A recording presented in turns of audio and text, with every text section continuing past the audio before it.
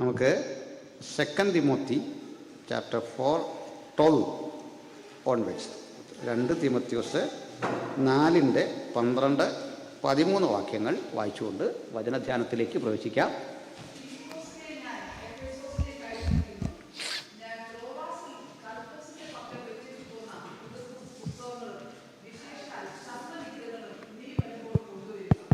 മതി. വളരെ അനുഗ്രഹിക്കപ്പെട്ട ഈ വചനത്തിലേക്ക് എല്ലാവർക്കും സ്വാഗതം. പ്രഥമ ദൃഷ്ട്യാ ഈ വായിച്ച വാക്യത്തിൽ ഒരു ഉജ്ജ്വലമായ സന്ദേശം ഉണ്ടോ എന്നുള്ളൊരു ആശങ്ക ചിലർക്കെങ്കിലും ഉണ്ടാകാനിടയുണ്ട്. കാരണം ഇത് ധനനായ പൗലുസ് വളരെ സ്വകാര്യമായി തിമോത്തിയോസിനോട് പറയുന്ന ഒരാവശ്യകതയാണ്. അദ്ദേഹം ഒരുപക്ഷെ ജീവിതത്തിൽ ആവശ്യപ്പെട്ട ആരോടെങ്കിലും ചോദിച്ച ഒരേ ഒരു ഭൗതിക സഹായം എനിക്ക് തോന്നുന്നു ഇത് മാത്രമാണ്. 30 വർഷത്തെ 3 പതിറ്റാണ്ടിലെ തീവ്രമായ സുവിശേഷ വേലയ്ക്കിടയ്ക്ക് അദ്ദേഹം ആകപ്പാടെ തനിക്ക് വേണ്ടി ചോദിച്ച, തൻ്റെ വ്യക്തിപരമായ ആവശ്യത്തോട് ബന്ധപ്പെട്ട് ചോദിച്ച ഒരേ ഒരു കാര്യമാണ് ഈ വായിച്ച വചനം. അദ്ദേഹം പണം ചോദിച്ചില്ല, പരോക്ഷമായി പോലും തൻ്റെ ആവശ്യകത ആരോടും പറഞ്ഞില്ല.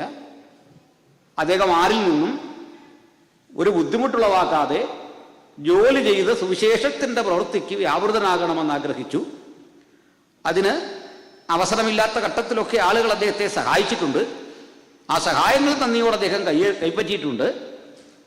പക്ഷേ അദ്ദേഹത്തിൻ്റെ തന്നെ വാക്കുകളിൽ പറഞ്ഞാൽ, കഴിവതും ആർക്കും ഒരു ഭാരമാകരുത് എന്ന് കരുതി സ്വന്തം കയ്യാൽ അധ്വാനിച്ച് രാജ്യാന്തര വേദികളിൽ യേശുവിൻ്റെ സാക്ഷിയായി ഇന്നിപ്പോൾ ഒരു ജയിലറയ്ക്കുള്ളിൽ ജീവിതത്തിൻ്റെ അവസാന നിമിഷങ്ങളെ എണ്ണിക്കഴിയുന്ന അനുഗ്രഹീതനായ ദൈവത്തിൻ്റെ ദാസൻ തൻ്റെ ജീവിതത്തിലെ, ആത്മീക ജീവിതത്തിലെ, ക്രിസ്തീയ ജീവിതത്തിലെ ആദ്യത്തെയും അവസാനത്തെയും ഒരു ഭൗതിക ആഗ്രഹം ഇവിടെ പ്രകടമാക്കുകയാണ്.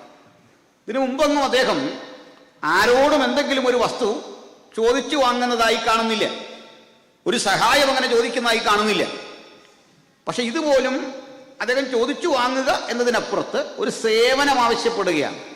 മറ്റുള്ളവർക്ക് വേണ്ടി പൗലോസ് ധർമ്മശേഖരം എടുത്തിട്ടുണ്ട്, മറ്റുള്ളവർക്ക് വേണ്ടി അദ്ദേഹം കോൺട്രിബ്യൂഷൻ സ്വീകരിച്ചിട്ടുണ്ട്, മറ്റുള്ളവർക്ക് വേണ്ടി അദ്ദേഹം വിട്ടുവീഴ്ചകൾക്ക് സഹോദരന്മാരോട് പറഞ്ഞിട്ടുണ്ട്.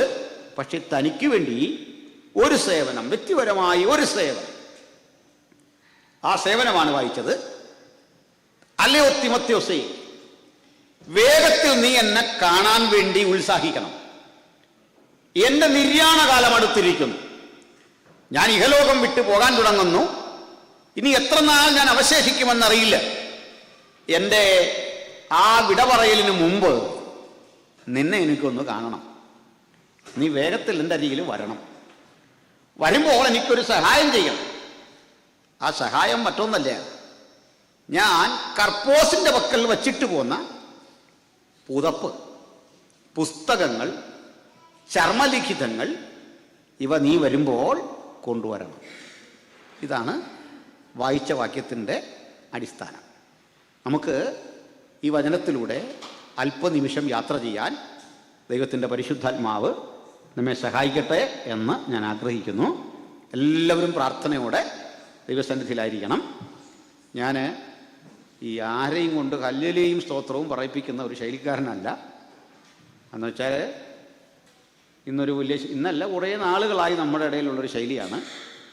ഇവിടെ ഇരിക്കുന്ന ആൾക്കാരെ കൊണ്ടെല്ലാം ആദ്യം ഒരു ഹല്ലേലൂയ പറയുമ്പോൾ, ഇവിടെ ഇരിക്കുന്നവർ പറഞ്ഞു കഴിയുമ്പോൾ പറയും പോരാ.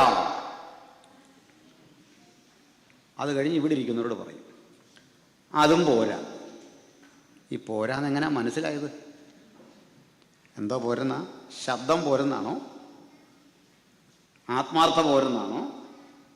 എന്താ ഉദ്ദേശിച്ചെന്നറിയില്ല. വാക്ക് അളന്നു തൂക്കി സംസാരിക്കാനുള്ളതാണ്. വാക്ക് വിലപിടിപ്പുള്ളതാണ്. സ്തോത്രം വിലപിടിപ്പുള്ളതാണ്. ഹല്ലേലൂയ വിലപിടിപ്പുള്ളതാണ്. ആണോ? ഞാനതുകൊണ്ട് പാട്ട് പാടുന്ന സഹോദരന്മാരോടും പ്രസംഗിക്കുന്നവരോടും ഒക്കെ പറയാറുണ്ട്, ഈ ശബ്ദം പരിശോധിക്കാൻ വേണ്ടിയുള്ളതല്ല പ്രൈസ് ദി ലോർഡ്. എൻ്റെ സൗണ്ട് എങ്ങനെ ഉണ്ടെന്ന് അറിയാൻ ഹലോ ഒക്കെ പറഞ്ഞാൽ മതി, മറ്റെന്തെങ്കിലുമൊക്കെ പറഞ്ഞാൽ മതി. ശബ്ദത്തെ ഒന്ന് തിരിച്ചറിയാൻ, അത് കറക്റ്റാണോ എന്നറിയാൻ വേണ്ടി പറയാനുള്ളതല്ല ഹല്ലേലൂയ, അതിനുള്ളതല്ല സ്തോത്രം. മനസ്സിലായോ? എന്ന് പറഞ്ഞ് സ്തോത്രം പറയരുതെന്നല്ല, ഹല്ലേലൂയ പറയരുതെന്നല്ല. അതുപോലെ ഇത് കൊട്ടാനും പാടില്ല, ഇങ്ങനെ അടിക്കാൻ പാടില്ല. ഇതിന് ഡയഫ്രം ഒക്കെ പോവും. ഇതിന് കുറേ തത്വമുണ്ട് ഇതിൽ കൂടെ സംസാരിക്കാൻ. എന്നെ ഞാൻ നിങ്ങൾക്ക് മനസ്സിലാകുന്നുണ്ടോ എന്ന് ചോദിച്ച്. ഇവിടെ ഇപ്പോൾ ഒരു 10-200 പേരുണ്ട് എന്ന് വിചാരിക്കുക. ആ 200 പേർക്ക് വേണ്ടി 500 പേരുടെ സൗണ്ട് എടുത്താൽ മതി. ഞാൻ ഇത് 5000 പേരുടെ സൗണ്ട് എടുത്താൽ ഇതിൻ്റെ ഈ ആംപ്ലിഫൈ ചെയ്യുക എന്ന തത്വത്തിന് വിപരീതമാവും. ഇതിന്നിട്ട് ഇടിച്ചു നിൽക്കും, നിങ്ങൾക്കൊന്നും പിടികിട്ടൂല. അതുകൊണ്ട് നിങ്ങൾക്കിത് പറയുന്ന കാര്യങ്ങൾ മനസ്സിലാവണം.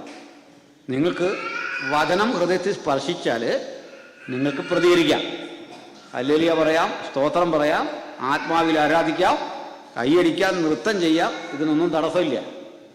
പക്ഷെ ആത്മപ്രേരണ കൊണ്ട് വേണം, പരപ്രേരണ കൊണ്ട് പാടില്ല. മറ്റൊരാളുടെ പ്രേരണ കൊണ്ട് പാടില്ല.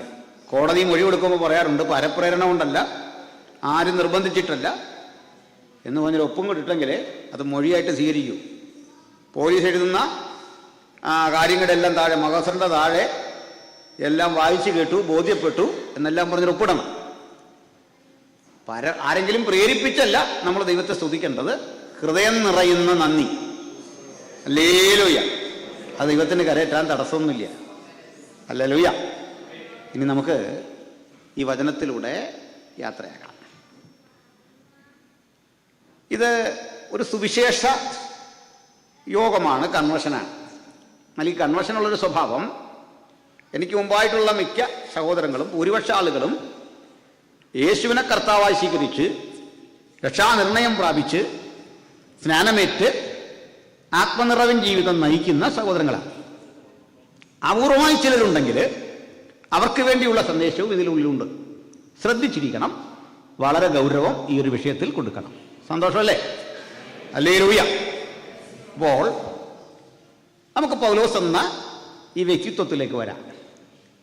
നമ്മുടെ കർത്താവായ യേശുക്രിസ്തുവിനെ കുറിച്ചുള്ള സുവിശേഷത്തിന്റെ പോഷണത്തിൽ കർത്താവിനാൽ നിയോഗിക്കപ്പെട്ട് 3 പതിറ്റാണ്ടുകൾ ഈ സുവിശേഷ ശുശ്രൂഷയിലായിരുന്ന ഒരു അനുഗ്രഹിക്കപ്പെട്ട കർത്തൃദാസന്റെ പേരാണ് പൗലോസ്. ഈ പൗലോസ് എന്ന മനുഷ്യന്റെ ജീവചരിത്രം ബൈബിളിൽ തന്നെ വായിച്ചെടുക്കണം. പകുതി അതിന് പുറത്തുള്ള ചരിത്രത്തിലും പൗലോസുണ്ട്. വളരെ വിശാലമായി പഠിക്കത്തക്ക വിധം ഒരു പാഠപുസ്തകം പോലെ സങ്കീർണമാണ് അദ്ദേഹത്തിന്റെ ജീവിതം. ആ ആദരണീയനായ കർത്തൃദാസൻ അദ്ദേഹത്തിന്റെ തന്നെ വാക്കുകളിൽ പറഞ്ഞാൽ അദ്ദേഹത്തിന്റെ ശുശ്രൂഷാ ജീവിതത്തിലേക്ക് പ്രവേശിക്കുന്ന നാളുകൾക്കപ്പുറത്ത് ഒരു പരീശനായിരുന്നു എന്ന് കാണുന്നു. യഹൂദന്മാർക്കിടയിലെ ആത്മീക വിഷയങ്ങളിൽ തീവ്രവാദ സ്വഭാവമുള്ള, വളരെ കൺസർവേറ്റീവായ, വളരെ ഫണ്ടമെന്റലായ ഒരു മതബോധം ഹൃദയത്തിൽ സൂക്ഷിക്കുന്ന ഒരു റിലീജിയസ് യു, അതാണ് പരീശൻ എന്നർത്ഥമാക്കുന്നത്. ചിന്തയും പ്രവൃത്തിയുമെല്ലാം മതമാണ്. മതം വിട്ട് ചിന്തിക്കാത്ത, മതത്തിന്റെ സങ്കീർണതകൾക്കുള്ളിൽ മാത്രം ജീവിക്കുന്ന ഒരു പറ്റം മനുഷ്യർ, അല്ലെങ്കിൽ ജീവിതത്തിന്റെ സമസ്ത മണ്ഡലത്തിലും മതത്തിന് 1-ാം സ്ഥാനം നൽകുകയും ദൈവത്തിനും മനുഷ്യർക്കുമൊക്കെ 2-3 സ്ഥാനങ്ങൾ നൽകുന്ന ഒരു വിഭാഗത്തിൽപ്പെട്ട മനുഷ്യര്. നമുക്കിന്നറിയാം, മനുഷ്യർക്ക് ദൈവത്തിന് വേണ്ടിയുള്ള കാര്യങ്ങളിലാണ് ദൈവത്തെക്കാൾ താല്പര്യം.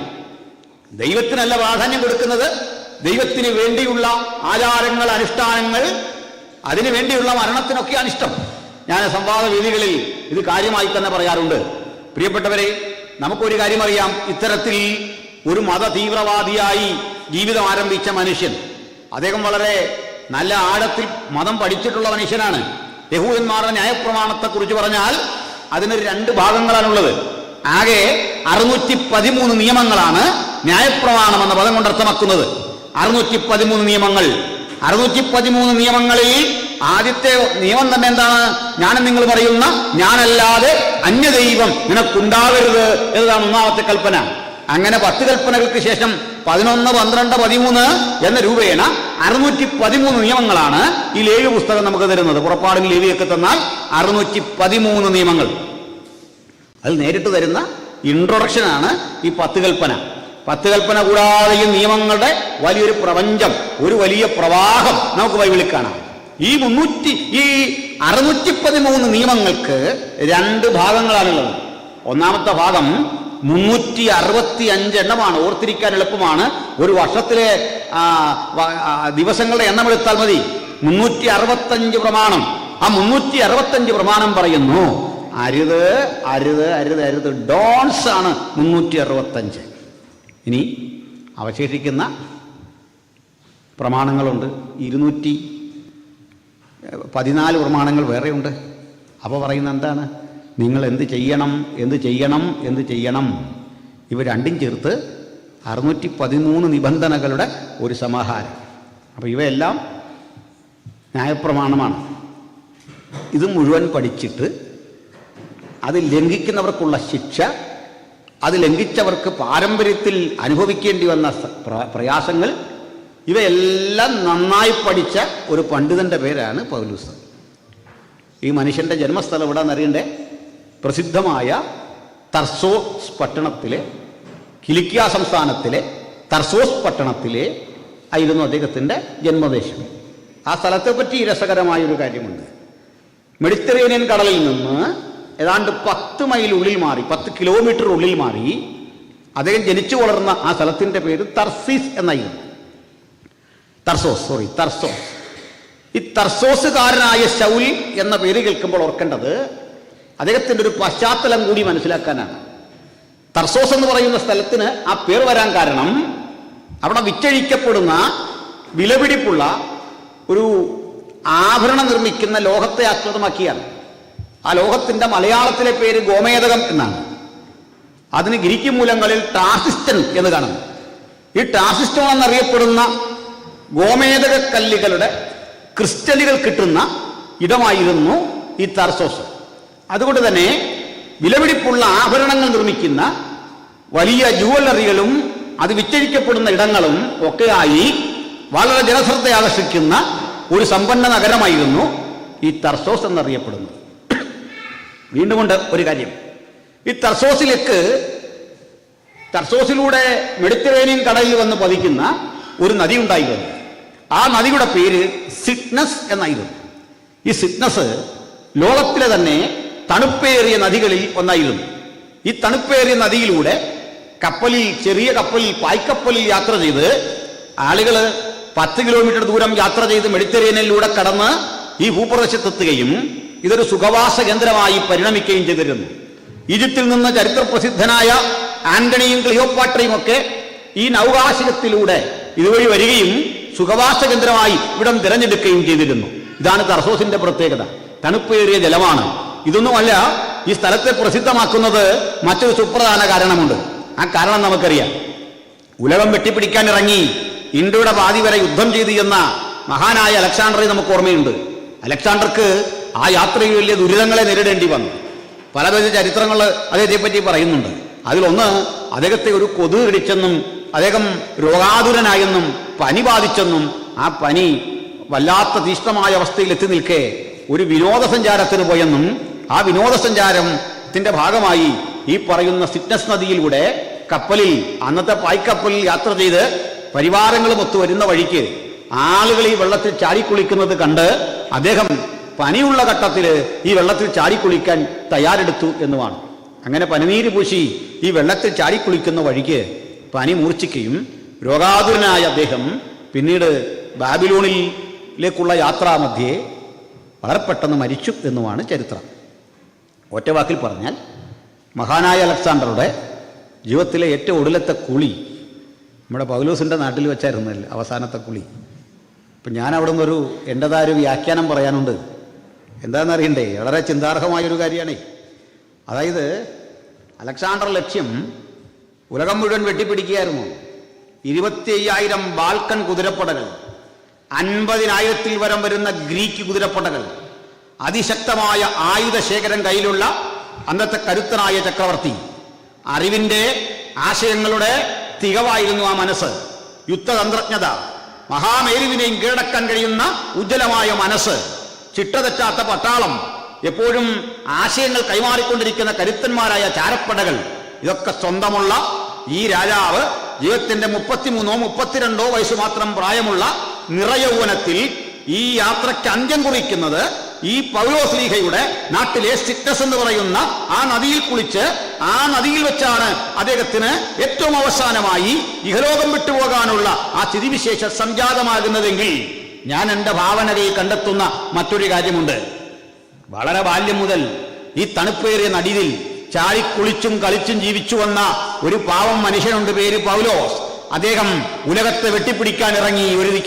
ഒരിക്കലായി ഉലകത്തെ വെട്ടിപ്പിടിക്കാൻ കയ്യിൽ 1 രൂപയുടെ നാണയത്തൊട്ടില്ലാതെ, സഞ്ചരിക്കാൻ ഒരു കുതിരയും കഴുതയും സ്വന്തമില്ലാതെ, കൂടെ നടക്കാൻ കുതിരപ്പടയില്ലാതെ ഒറ്റക്കൊരുവനായി യാത്ര തിരിച്ച് 3 പതിറ്റാണ്ട് കൊണ്ട് ഉലകത്തെ മുഴുവൻ യേശുവിന് വേണ്ടി വെട്ടിപ്പിടിച്ചിട്ട് ഒടുവിൽ പറയുകയാണ്, ഞാൻ നല്ല പോർ പൊരുതു, ഓട്ടം തികച്ചു, വിശ്വാസം കാത്തു.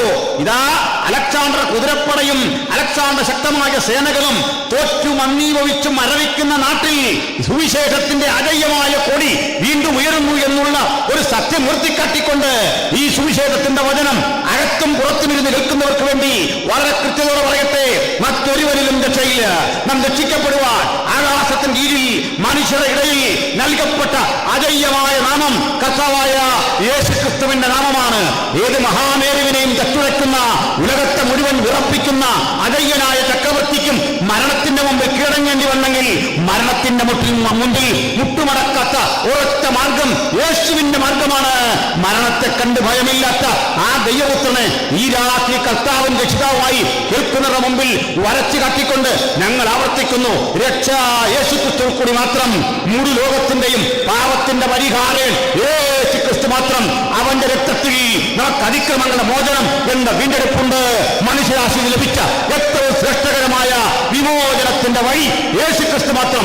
ഞാൻ തന്നെ വഴിയും സത്യവും ജീവനും എന്നറിയ ആ ദൈവപുത്രനെ നമുക്ക് നമ്മുടെ ജീവിതത്തിൽ ഉയർത്താം. ഹല്ലേലൂയ. യേശു കർത്താവ് ഉയർത്തപ്പെടുന്ന ഇടത്ത് ഇരുട്ടിന്റെ ശക്തികൾക്ക് പിടിച്ചു നിൽക്കാനാവില്ല. കർത്താവ് ഉയർത്തപ്പെടുന്ന ഇടത്ത് മരണഭീതിക്ക് പിടിച്ചു നിൽക്കാനാവുകയില്ല. ഭാവിയെക്കുറിച്ചുള്ള പ്രതീക്ഷകൾ നഷ്ടപ്പെടുന്ന ഇടത്തും യേശുവിന്റെ രക്തത്തിന് പ്രവർത്തിക്കാൻ ഒരിടം കൊടുക്കാൻ ആർക്ക് മനസ്സുണ്ട്? എല്ലാ വഴികളും അടഞ്ഞു പോകുന്ന ഇടത്ത് ഇതാ ഞാൻ തന്നെ വഴിയെന്ന് അരുളി ചെയ്തവൻ, തെറ്റുപറ്റാത്തവൻ ആവർത്തിച്ചുകൊണ്ടിരിക്കുകയാണ് ആ ശബ്ദമെങ്കിൽ കാതുകൂർപ്പിച്ച് നമുക്ക് അവന്റെ ശബ്ദം കേൾക്കാം. ഈ രാത്രി കാതുകൂർപ്പിച്ച് ഹൃദയം തുറന്ന് അവന്റെ ശബ്ദം കേൾക്കാൻ ആർക്ക് മനസ്സുണ്ട്? തങ്കലേകാഗ്രചിത്തന്മാർക്ക് തന്നെത്താൻ ബലവാനെന്ന് കാണിക്കേണ്ടതിന് അവിടുത്തെ കണ്ണുകൾ നമ്മുടെ മധ്യേ ഊടാടി സഞ്ചരിച്ചുകൊണ്ടിരിക്കുന്നു. അവിടുത്തെ സാന്നിധ്യം നമ്മളെ മാറ്റിമറിച്ചുകൊണ്ടിരിക്കുന്നു. ദൈവത്തിന്റെ വചനം നമുക്ക് രോഗശാന്തിയാണ്. ദൈവത്തിന്റെ വചനം തകർന്നടിഞ്ഞ ജീവിതത്തിന്റെ പ്രതീക്ഷകൾക്ക് പുത്തൻ ഉണർവാണ്. ദൈവത്തിന്റെ വചനം നമുക്ക് കരുത്താണ്. ഈ കരുത്തോടെ, ഈ ശക്തിയോടെ, ഈ ബലത്തോടെ നമുക്ക് യേശുവിനെ സ്പർശിച്ചിട്ട് പറയാം, അങ്ങയിൽ നിന്ന് ഇതാ ശക്തി പുറപ്പെടുന്നു. ഇതാ അങ്ങയിലെ ശക്തി ഞങ്ങൾ ആസ്വദിക്കുന്നു. അങ്ങയുടെ ശക്തി അഭിഷേകമായി, ദൈവകൃപയായി, വിവരിക്കാനാവാത്ത ആത്മനിറവിന്റെ അനുഭവമായി ഞങ്ങളെ മുമ്പോട്ട് നയിച്ചുകൊണ്ടിരിക്കുന്നു. Hallelujah, praise the lord. അതുകൊണ്ട് ഈ പൗലോസ് അവിടെ നിന്ന് ജീവിതം ആരംഭിക്കുകയാണ്. കടുകട്ടിയായ ഒരു തീവ്രവാദി. അദ്ദേഹത്തിൻ്റെ ഏകദേശം ഒരു 30 വയസ്സ് പ്രായമുള്ളപ്പോഴാണ് രക്ഷിക്കപ്പെടുന്നത്. ആ സംഭവമൊക്കെ നമുക്കറിയാം. ആ ജീവിതയാത്രയിൽ അദ്ദേഹത്തിന് ഉണ്ടായ ഒരു അനുഭവം എന്നത് വളരെ ചിന്തനീയമാണ്. അദ്ദേഹം, ഞാനും നിങ്ങളൊക്കെ മനസ്സിലാക്കുന്നത് പോലെ, ഈ സുവിശേഷത്തെ ഒന്ന് ഉന്മൂലനം ചെയ്യാൻ വേണ്ടി ആഗ്രഹിച്ചു. അതിനൊരു കാരണമുണ്ട്.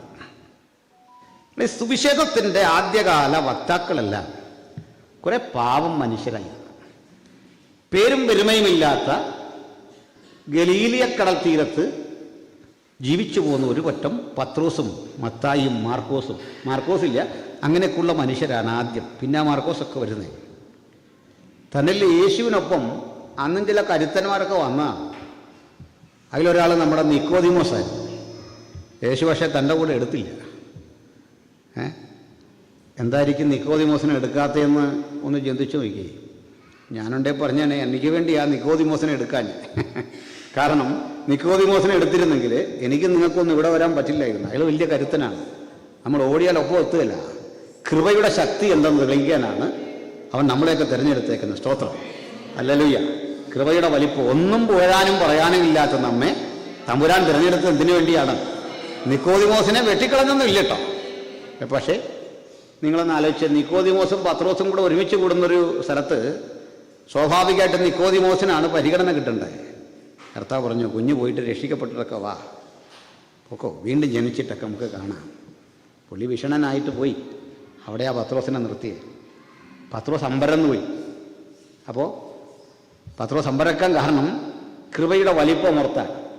ഇനി ആർക്കെങ്കിലും ആ കൃപയുടെ ആഴം മനസ്സിലായില്ലെങ്കിൽ അവിടെ നമ്മളെ പഠിപ്പിച്ചുകൊണ്ടിരിക്കും. നമ്മുടെ വിളിയുടെയും തിരഞ്ഞെടുപ്പിൻ്റെയും ശ്രേഷ്ഠത എന്തെന്ന് ഓരോ ദിവസം കഴിയുമ്പോൾ അവൻ പഠിപ്പിച്ചുകൊണ്ടിരിക്കും. നിങ്ങളുടെ നാവിലൂടെയൊക്കെ പ്രാർത്ഥിച്ചിട്ട് അവൻ ചെയ്യാൻ പോകുന്ന വലിയ കൃത്യങ്ങൾ കണ്ടിട്ട് നമ്മൾ അമ്പരന്ന് പോകുന്ന കാലം ഇതാ സമാഗതമാകാൻ പോകുകയാണ്. യോങ്കിച്ചോടെ പുസ്തകം വായിച്ചിട്ടും അത്ഭുതങ്ങളെക്കുറിച്ച് മനസ്സിലാക്കിയിട്ടും മഹാന്മാരെക്കുറിച്ചൊക്കെ പഠിച്ചിട്ടും നമ്മൾ അയ്യോ ഇങ്ങനെയൊക്കെ ദൈവം പ്രവർത്തിക്കുമോ എന്ന് ഇനി ചിന്തിക്കുന്ന നാളല്ല. നമ്മിലൂടെയും ദൈവം പ്രവർത്തിക്കാൻ പോകുന്നത് തിരിച്ചറിവില്ലേ. നമ്മുടെ പ്രാർത്ഥന അർത്ഥവത്താക്കുന്ന ദൈവത്തിൻ്റെ കാരുണ്യം നമ്മൾ ആസ്വദിച്ചറിയാൻ പോകുകയാണ്. സ്തോത്രം, ഹല്ലേലൂയ. അപ്പം നമുക്ക് പൗലോസിലേക്കൊന്ന് വരണം. ശ്രദ്ധിക്കണേ, ഇസ്രയേലിലെ ഒരു രീതി അനുസരിച്ച് ഒരാൺകുട്ടി 3-4 വയസ്സിനുള്ളിൽ പഠിക്കാൻ കൊണ്ടിരുത്തും. ചെറുപ്പം പോലെ വീട്ടിൽ പഠിക്കും, പിന്നെ ഈ കലാലയത്തിൽ കൊണ്ട് വിടുകയാണ്. നമ്മളൊക്കെ പണ്ട് നിലത്തെഴുതുക എന്നൊക്കെ പറയുന്ന പോലെയുള്ള അങ്ങനെയൊക്കെ പഠിച്ചിട്ടുള്ളവരില്ലേ നിലത്തെഴുത്തൊക്കെ. ചിലർക്ക് സമ്മതിക്കാൻ മടി, അത്രയും പ്രായം ഉണ്ടെന്ന് സമ്മതിക്കാനൊരു മടി കൊണ്ടാണ് നിങ്ങൾ കൈ പൊക്കാൻ നേരത്തെ എന്ന് എനിക്കറിയാം. മനസ്സിലായില്ലേ? നിലത്തെഴുതിയിട്ടൊന്നുമില്ല, ഓല പഠിച്ചിട്ടൊന്നുമില്ല എന്ന് പറയാൻ നിങ്ങൾ മടി കാണിക്കുന്നതിൻ്റെ കാരണം എന്താണെന്ന് എനിക്കറിയാം. എനിക്കത്രയൊന്നും പ്രായം ആയിട്ടില്ലെന്നുള്ള ഒരു എൻ്റെ ഒരു സുഹൃത്തിനെ ഇവിടെ വന്നപ്പോൾ കണ്ടു. അങ്ങേരെ എന്നെ പണ്ട് കണ്ടിട്ട് പോകുന്നില്ലേ. അപ്പോൾ അതേ ആകപ്പാടെ എന്നോട് പറഞ്ഞു, എന്തോ പറ്റിയോട് ആകപ്പാടെ ഇയാൾ തലയൊക്കെ നരച്ച് ക്ഷീണിച്ചു പോയി എന്ന് പറഞ്ഞു. നമ്മൾ ക്ഷീണിച്ചു, തല നരച്ചു എന്നൊക്കെ പറയുമ്പോൾ നമുക്കൊരു വിഷമം വരും. അത് മാറാനൊരു വിദ്യയുണ്ട്. അയാളെ തിരിച്ചൊന്ന് നോക്കിയാൽ മതി, നമ്മുടെ ആ വിഷമം അങ്ങ് മാറും. മനസ്സിലായില്ലേ? ഒരാൾ നമ്മോട് പറയാ, ചെറുപ്പത്തിൽ നമ്മൾ കണ്ട് വിരിഞ്ഞാ, നീ ആപ്പാടെ എന്ത് പറ്റി ഇത്രയും ക്ഷീണം എന്ന് പറയുമ്പോഴേക്ക് പുള്ളിയെ നോക്കിയാൽ മതി, പുള്ളിയെ ക്ഷീണിച്ചായിരിക്കുന്നത്. അപ്പം നമുക്കൊരു ബലം അങ്ങനെ വരും, നമ്മൾ മാത്രമല്ല എന്നോർത്തല്ലേ. ഏതായാലും നമ്മൾ ഈ എഴുത്തൊക്കെ പഠിക്കുന്ന ആ ചെറുപ്രായത്തിൽ കൊണ്ട് പൗലോസിനെ കലാലയത്തിലിരുത്തി. ഇദ്ദേഹം ഒരു ബെന്യാമീൻ ഗോത്രക്കാരനാണ്. ഞാനോർത്തു, എന്തിനാണ് ഈ മനുഷ്യൻ ഇങ്ങനെ ഇത്രയും പഠിക്കേണ്ട കാര്യമുണ്ടോ? നമുക്ക് ആവശ്യമുള്ള പഠിച്ചാൽ പോരെ, ആവശ്യമില്ലാത്തത് പഠിക്കാറില്ലല്ലോ. ഞാനൊരിക്കൽ അവിടുത്തെ ബൈബിൾ ക്ലാസ് എടുക്കാനായിട്ട് പോയി. അപ്പോൾ അവിടെ ഒരു സഹോദരനുണ്ട്. അയാൾ ഈ വലിയ ആയോധന കല, ഈ മാർഷൽ ആർട്സ്, അതാണ് ആയോധന കല, അത് പഠിപ്പിക്കുന്ന ആളായിരുന്നു. കുങ്ഫു കരാട്ടയൊക്കെ പഠിപ്പിക്കുന്ന ആളായിരുന്നു. നല്ലൊരു മനുഷ്യനാണ്. അദ്ദേഹം ഇത് പറഞ്ഞ എന്നോട് ചോദിച്ചു, പാസ്റ്റർക്ക് ഇങ്ങനെ വല്ലതും പഠിക്കണമെന്ന് ആഗ്രഹമുണ്ടോ? ഞാൻ പറഞ്ഞു, ഇത് പഠിച്ചാൽ വേസ്റ്റ് ആകുമല്ലോ, ഞാനാണ് ഇത് ആർക്കിട്ട് പ്രയോഗിക്കാനാണ്. വീട്ടിൽ പ്രയോഗിച്ചാൽ അതിന് വേറെ കേസ്. ഇത് പഠിച്ചിട്ടെങ്കിലും പ്രയോഗിക്കുക എന്നുള്ളത് നമുക്കൊരു ബുദ്ധിമുട്ട് അല്ലേ. അതുകൊണ്ട് ചില ആളുകൾ ഇത്രയൊക്കെ പഠിച്ചിട്ട് പാസുമാർ ദേഹത്ത് പ്രയോഗിക്കുന്നുണ്ടല്ലോ, നാട്ടുകാർ ഒത്തിരി പേര്. ഇത് വിജയിക്കുവാണ്. നമ്മളാകുമ്പോൾ തിരിച്ചൊന്നും പ്രതികരിക്കുകയല്ലോ എന്നോർത്ത് നമുക്കിതൊന്നും ചെയ്യാൻ പറ്റില്ല. ഞാനാണ് ഇത് പഠിച്ചിട്ട്. അന്നേരം പുള്ളി ഒരു ഒഴിവിന് ഇത് നല്ലതാണ്, അത്യാവശ്യമൊക്കെ പഠിക്കുന്നത്. ഒരടി വന്നാൽ ഞാൻ പറഞ്ഞപ്പോൾ ഒഴിയാനിപ്പോൾ ഇത്രയും വേണ്ട, നമുക്കിത് എത്രയോ പരിപാടി അറിയാം. അപ്പോൾ ഞങ്ങളുടെയൊക്കെ പരിപാടി വന്ന വണ്ടിക്ക് പോവുകയില്ല, പോയ വണ്ടിക്ക് വരികയില്ല, വന്ന വഴിക്ക് പോകത്തില്ല. ഭയങ്കര പരിപാടി, അങ്ങനെയൊന്നും പിടികിട്ടുകയില്ല. അപ്പോൾ അവസാനം പുള്ളി ചോദിച്ചു, ഇതൊക്കെ ആണെങ്കിലും ഈ തെറുപ്പുവാൾ കണ്ടിട്ടുണ്ടോ? ഞാൻ പറഞ്ഞില്ല, ഞാനതൊന്നും കണ്ടിട്ടില്ല. ഇങ്ങനെ പരിപാടി എന്നാന്നറിയാം, ഈ ചിത്രകഥയിലൊക്കെ വായിച്ചിട്ടുണ്ട്, ഇങ്ങനെ വീശി വിടുമ്പോൾ ചെന്ന് തല കൊയ്ത് പോരുന്ന സാധനമാണ്. ഇതിനൊരാൾ വെട്ടിയാൽ എന്ത് ചെയ്യുമെന്ന് ചോദിച്ചു. ഞാനിപ്പോൾ എന്തോ ചെയ്യാൻ, അത് വെട്ടിയെന്ന് വിചാരിക്കുക, നമ്മുടെ വിധി ഇത്രയായിരുന്നൊക്കെ നമ്മളങ്ങ് വിചാരിക്കുക, അല്ല എന്താ. അദ്ദേഹം പറഞ്ഞ അല്ല, അത് നേരിടാൻ പഠിക്കണമെന്ന് പറഞ്ഞു. ഞാൻ ചോദിച്ചെന്തോ? ആരെങ്കിലും തെറുപ്പുവാളിനെ വെട്ടിയാൽ ഓലമടൽ കൊണ്ട് വിലങ്ങണമെന്ന് പറഞ്ഞു. ഞാൻ പറഞ്ഞത് നല്ലൊരു ഐഡിയ, എനിക്കത് വളരെ പ്രയോജനപ്പെട്ടു. ഇനി ആരെങ്കിലും എന്നെ തെറുപ്പുവാൾ വെച്ച് വെട്ടിയാൽ ഞാൻ പറയും, ഞാൻ ഓലമടൽ വെട്ടിക്കൊണ്ട് വരട്ടെന്ന് പറയും. കൊള്ളാം, അഭ്യാസമൊക്കെ ഇത്രേ ഉള്ളൂ അല്ലേ. എന്തിനാണ് പറഞ്ഞെന്നറിയണ്ടേ. ഈ പൗലോസ് എന്തിനാന്നേ പോയി ന്യായപ്രമാണം പഠിക്കുന്ന പരിധി വിട്ട്? എത്ര ന്യായപ്രമാണം പഠിച്ചാലും Paul, you will not become a priest. You can be a priest. നിങ്ങൾക്ക് പ്രീസ്റ്റ് ആയാൻ ഒക്കില്ലെന്ന്. പ്രീസ്റ്റ് ആകാൻ പറ്റില്ല. കാരണം എന്താണ്? ഞാൻ ബെന്യാമീൻ ഗോത്രക്കാരൻ. പഠിപ്പൊക്കെ കുപ്പായം തരികയില്ല, നടക്കൂല. പിന്നെ എന്തിനാ പഠിക്കുന്നേ? പിന്നിത് പഠിക്കേണ്ട ഒരാളുണ്ട്, രാജാവാണ്. ആവർത്തന പുസ്തകം കൃത്യമായി എഴുതി, നിന്റെ ദൈവമായ യഹോവ നിനക്കൊരു രാജ്യം തരുന്ന ഇടത്ത് ഒരു രാജാവിനെ വാഴിക്കുമ്പോൾ അവൻ യഹോവയുടെ ന്യായപ്രമാണത്തിന്റെ ഒരു പ്രതി സ്വന്തം കൈകൊണ്ട് എഴുതിയെടുക്കണം. എന്നുവെച്ചാൽ പഠിക്കണം. അങ്ങനെയാണെങ്കിൽ രണ്ട് കാര്യമില്ല, അത് യഹൂദ ഗോത്രത്തിനാണ് അല്ലേ? പിന്നെ എന്തിനായിരിക്കണം ഈ ബെന്യാമീൻ ഗോത്രക്കാരനിത് പഠിച്ചേ? അവർക്ക് ഉയരാൻ പറ്റിയ പരമാവധി പദവി സന്നിദ്രീൻ എന്ന് പറയുന്നൊരു കൗൺസിലുണ്ട്. ന്യായാധിപന്മാർ ഒത്തുകൂടുന്നൊരു സംഘമാണ്. അവിടുത്തെ ലോയേഴ്സിൻ്റെ സ്ഥലമാണ്. അല്ലെങ്കിൽ സോളിസിറ്റേഴ്സ് ഒത്തുകൂടുന്ന, അറ്റോർണിമാർ ഒത്തുകൂടുന്ന ഒരു ചേംബറാണ്. ആ ചേംബറിൽ അഭിപ്രായം പറയാൻ എഴുന്നേറ്റ് നിന്ന് വാദിക്കാം. നിയമത്തെ നിയമം കൊണ്ട് ഇല്ലായ്മ ചെയ്യുന്ന ആ പൊതുസ്ഥലത്ത് പോയി അവിടെ പരമാധികാരികളുടെ സ്റ്റാറ്റസിൽ ഇരിക്കാം. പക്ഷേ ആത്യന്തിക വിധി പുരോഹിതൻ പറയും. പുരോഹിതനാണ് അവിടുത്തെ സുപ്രീം കോർട്ടിലെ ആ ഫൈനൽ വിധി പറയുന്ന ആള്. 70 അംഗങ്ങളടങ്ങുന്ന ന്യായാധിപ സദസ്സ് വരെ നിനക്ക് വരാൻ പറ്റൂ. ഇവിടെ വരെ വരാൻ വേണ്ടി ഇത്രയും പഠിക്കണോ? മനസ്സിലായോ? നമ്മുടെ നാട്ടിലൊക്കെ ഈ PSC ക്വസ്റ്റ്യൻ, ഇവിടുത്തെയൊക്കെ രീതി എനിക്കറിയില്ല. ഈ പോസ്റ്റിൽ കയറുന്ന ആളിനോട്, ലൈമാനായിട്ട് ജോലിക്ക് എടുക്കുന്നതിനോട് ചോദിക്കുന്ന ചോദ്യം, അയർലൻഡിൻ്റെ പതാകയുടെ കളർ എന്തിനാണ്? ഇതെന്തിനാണ്? ഈ തൊഴിലുമായിട്ടുള്ള ഇതിൻ്റെ ബന്ധം എനിക്കിതുവരെ മനസ്സിലായിട്ടില്ല. ഇവിടുത്തെ ഫ്ലാഗിൻ്റെ കളറ് പഠിച്ചിട്ട് അവിടുത്തെ പോസ്റ്റ് എങ്ങനെ ശരിയാക്കുന്നൊരു പിടിയും കിട്ടുന്നില്ല. മനസ്സിലാവുന്നോ? PT ഉഷയ്ക്ക് ഏത് ഓട്ടത്തിൽ വെച്ചാൽ മെഡൽ നഷ്ടപ്പെട്ടു പോയെന്ന് ഈ ലൈൻമാൻ പഠിക്കുന്ന എന്തിനാന്നൊരു പിടിയും കിട്ടുന്നില്ല. പോസ്റ്റ്മാൻ എന്തിനാണിത് പഠിക്കുന്നത് മനസ്സിലാകുന്നില്ല. പെലയുടെ അവസാനത്തെ ഗോൾ അവയുടെ എത്രാമത്തെ ആയിരുന്നു ഒരു ചോദ്യം ചോദിക്കേണ്ടത്, ഇയാളോട് എന്തിനു ചോദിക്കുന്നു പിടി കിട്ടുന്നില്ല. ഡിപ്പാർട്ട്മെൻ്റ് അനുസരിച്ച് വേണ്ട ചോദിക്കാൻ. ഇതിനായി പറഞ്ഞേ പോട്ടെ. ഞാൻ പറഞ്ഞതേ, പോൾ ഇതൊക്കെ പഠിച്ചു. പോൾ എന്തിനായിരിക്കും പഠിച്ചേ? എൻ്റെ ഒരു ഐഡിയ ഞാൻ പറയാം. യഹൂദ ഗോത്രക്കാരാണ് ലേവ്യര് കഴിഞ്ഞാൽ ഏറ്റവും അധികം പഠിക്കുന്നത്. ഒന്നാമത് ലേവ്യന്മാർ, രണ്ടാമത് യഹൂദ ഗോത്രക്കാർ. കാരണം അവർ രാജാക്കന്മാരോ ആ രാജകുലത്തിൽപ്പെട്ടവരോ ആണ്. ഈ ബെന്യാമീൻ ഗോത്രക്കാർ ഇതെന്തിനു പഠിക്കുന്നു? കാരണമുണ്ട്. കാരണത്തിലേക്ക് വരാം. ഈ ബെന്യാമീൻ ഗോത്രക്കാരും യഹൂദ ഗോത്രക്കാരും ഒരു ക്ലാസ്സിലിരുന്ന് പഠിക്കുമ്പോഴും മത്സരമാണ്. പലതരം പ്രശ്നമാണ്. ലേവ്യരായിട്ടല്ലെന്നേ. ലേവ്യരോട് പറയുന്നു, നിങ്ങൾക്ക് ദൈവത്താൽ ലഭിച്ച അധികാരമാണ്, സമ്മതിച്ചു, നിങ്ങളാണ് പുരോഹിതന്മാരാകേണ്ടത്. പക്ഷേ രാജാവാകാൻ ഞങ്ങൾക്കൊരു റൈറ്റ് ഉണ്ട്. എന്താ റൈറ്റ്? ഇസ്രയേലിൻ്റെ രാജ്യത്വം, മൊണാർക്കി, അത് സ്റ്റാർട്ട് ചെയ്യുന്നത് യഹൂദ ഗോത്രക്കാരിലൂടെ അല്ല, ബെന്യാമീൻ ഗോത്രക്കാരനായ ശൗലിലൂടെയാണ്. മനസ്സിലായോ? അതുകൊണ്ട് നാളെ ഒരിക്കൽ രാജ്യം കിട്ടിയാൽ അഡ്വാൻസ്ഡ് ആയിട്ട് ഞങ്ങൾ ചിലത് പഠിച്ചു വെക്കുക, ഞങ്ങൾ ചിലത് ഗ്രഹിച്ചു വെക്കുക. നോക്കണം, നമുക്കറിയാം വ്യത്യസ്ത മതങ്ങളിൽ വ്യത്യസ്ത ആശയങ്ങളിൽപ്പെട്ട ആളുകൾ ഒരു പൊതുവേദിയിൽ വന്നിരിക്കുമ്പോൾ അവരുടെ ഉള്ളിൽ ഉറഞ്ഞുകൂടിയിരിക്കുന്ന പലതരം ചിന്തകളുടെ ബഹിസ്ഫുരണമുണ്ടാകും. ലേവ്യരും യഹൂദ ഗോത്രക്കാരും ബെന്യാമീൻ ഗോത്രക്കാരും ഒരുമിച്ച് കൂടുന്ന കലാലയങ്ങളിൽ വെച്ച് പൗലോസിന്റെ ഉള്ളിൽ ഒരു വലിയ വൈരാഗ്യം കിടപ്പുണ്ട്. എന്താണ് വൈരാഗ്യം? ഞങ്ങളുടെ പിതാമഹനായ ബെന്യാമീൻ ഗോത്രക്കാരനായ ശൗലിനെ ഓടിച്ചു വിട്ടിട്ട് രാജ്യത്വം പിടിച്ചു വാങ്ങി. അങ്ങനെ ഞങ്ങൾക്ക് പരമ്പരയായി കിട്ടേണ്ട രാജ്യത്വം പിടിച്ചു വാങ്ങിയ ഒരു കൂട്ടരാണ് ആര്? യഹൂദ, അല്ലെ ദാവീദിന്റെ മക്കൾ. പിടികിട്ടിയോ?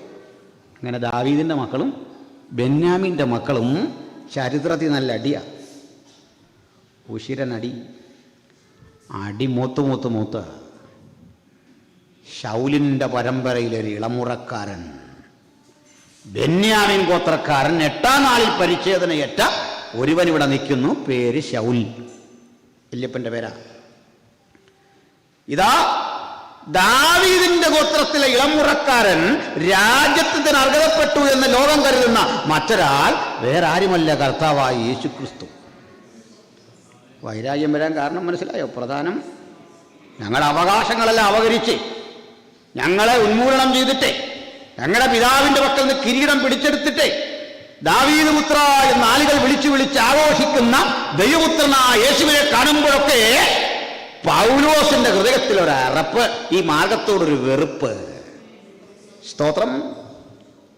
വല്ലാത്ത വൈരുദ്ധ്യം, അകലാൻ വലിയൊരു വെമ്പല്.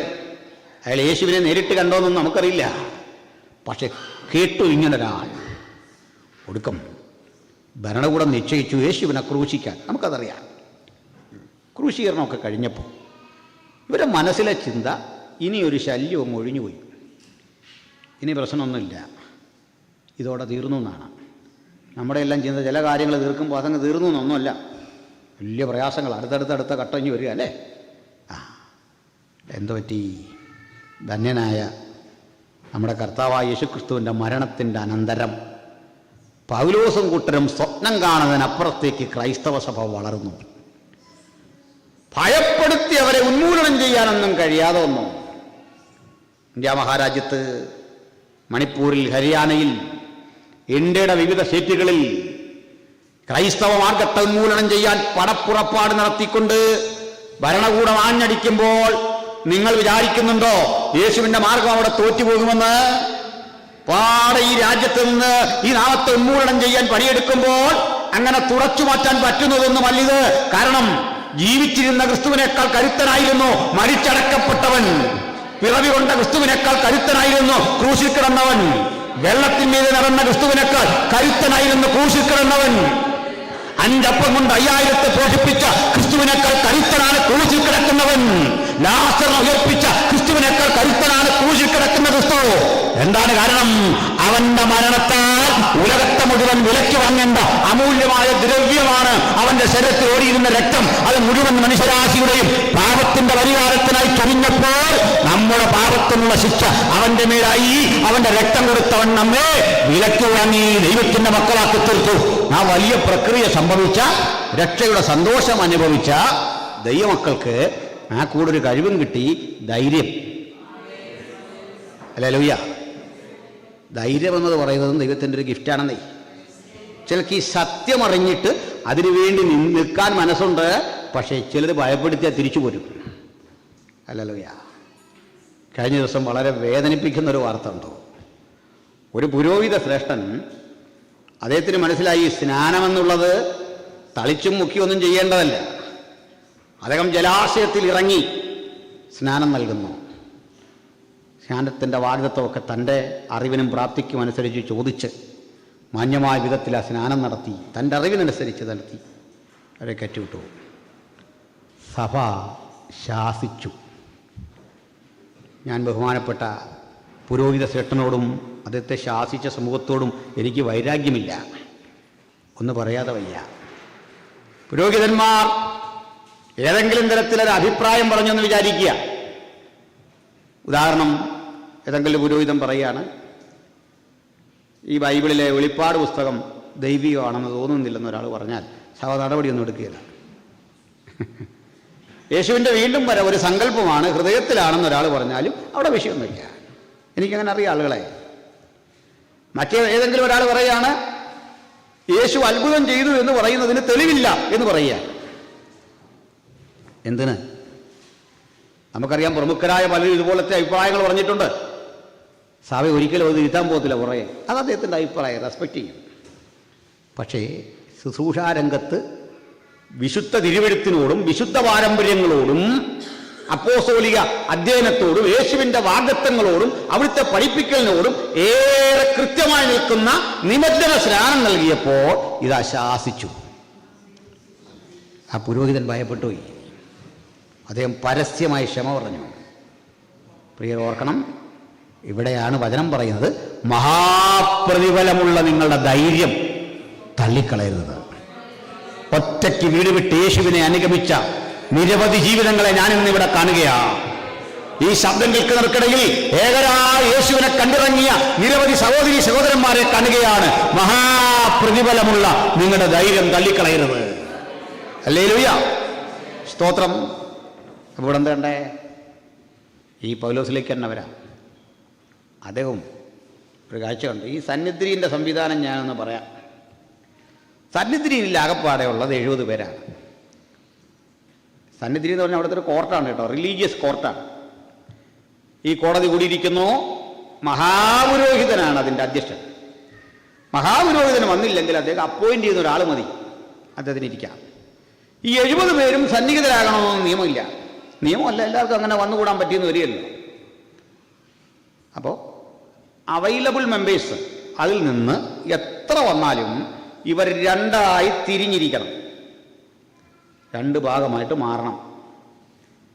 35 പേർ മഹാപുരോഹിതന്റെ വലത്ത് ഭാഗത്തിരിക്കണം, 35 പേർ മഹാപുരോഹിതന്റെ ഇടത്ത് ഭാഗത്തിരിക്കണം. ആരോപണ വിധേയനായ പ്രതിയെ കൊണ്ടുവന്ന് നിർത്തിയിട്ട് വിചാരണയെല്ലാം ചെയ്തു കഴിയുമ്പോൾ മഹാപുരോഹിതൻ ചോദിക്കും, സാക്ഷിമൊഴിയുണ്ടോ? സാക്ഷിയുണ്ട്. സാക്ഷി വന്നു. സാക്ഷിമൊഴികൾ തമ്മിൽ ഒക്കുന്നതായി തോന്നുന്നുണ്ടോ? ഉണ്ട്. ഈ വാദത്തിൻ്റെ ഇടയ്ക്ക് ചില പറയും അങ്ങനെ കൃത്യമാണെന്ന് തോന്നുന്നില്ല. ഇങ്ങനെ ഇവർ തമ്മിൽ വാഗ്വാദം തുടങ്ങും. ഈ കൗൺസിലിൽ വാഗ്വാദമാണ്.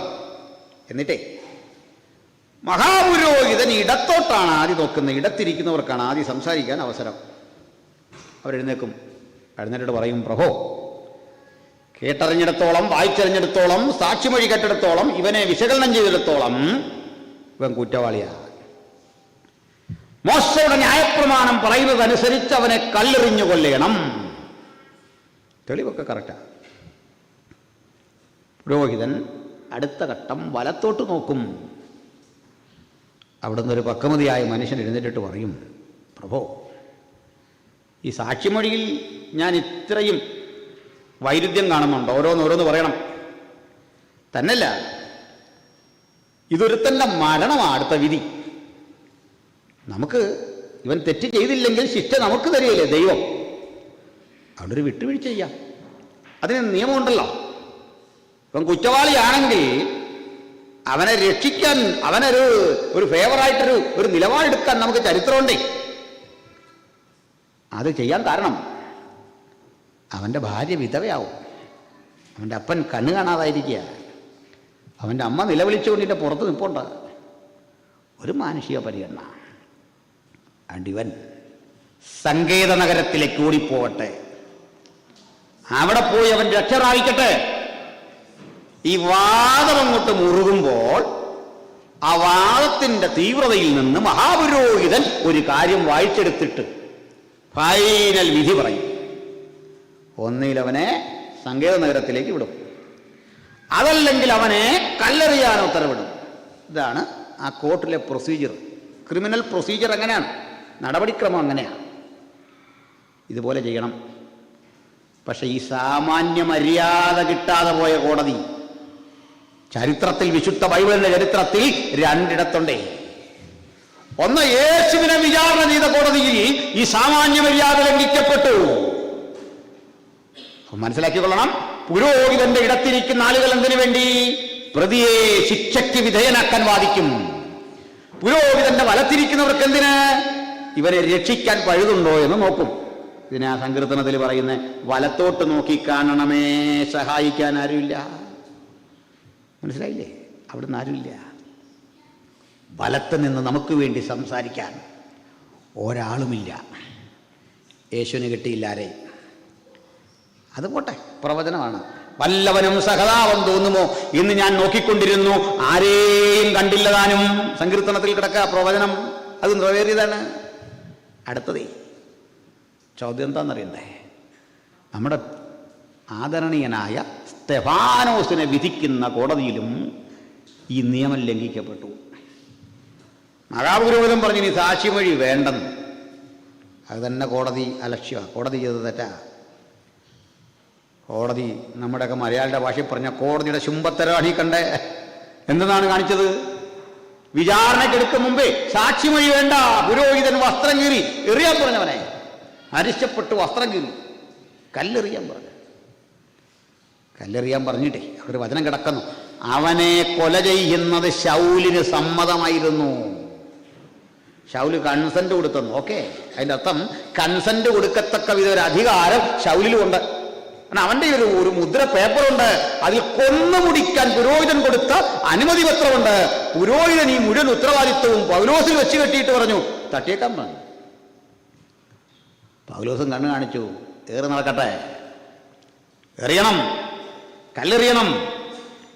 എന്നോട് ചോദിക്കുക, ഇങ്ങനെ എറിയുമ്പോൾ വേദനയുണ്ടാവും? ഭക്തനായതുകൊണ്ട് വേദനയില്ല വരുമോ? ഭക്തനാകുമ്പോഴും വേദന വരും. നമ്മളെ തീയിലിട്ട് ചുട്ടാലും വേദന വരും, സാധാരണ മനുഷ്യനെ ഇട്ടാലും വരും. നമുക്കും സാധാരണ മനുഷ്യനെ പോലെയുള്ള എല്ലാ അനുഭവങ്ങളും ഉണ്ടാകും. പക്ഷെ അപൂർവ ഘട്ടങ്ങളിൽ അതിനെ അതിജീവിക്കാനൊരു കൃപയും കിട്ടും. അപൂർവ ഘട്ടങ്ങളിൽ ആ വേദന രഹിതമായൊരവസ്ഥയിൽ സംജാതമാകും. ഈ രാജ്യം ഒരിക്കൽ ഇരുട്ടിന്റെ ആഴങ്ങളിൽ കൂടി കടന്നുപോയിരുന്നു. ഈ മഹാരാജ്യത്തെ ജ്വലനാത്മകമാക്കിയത് ഈ വിശുദ്ധ ബൈബിളാണ്. അനവധി ഭക്തന്മാരുടെ കണ്ണീര് വീണ ഒരു മണ്ണിലാണ് ഞാനും നിങ്ങളും നിൽക്കുന്നത്.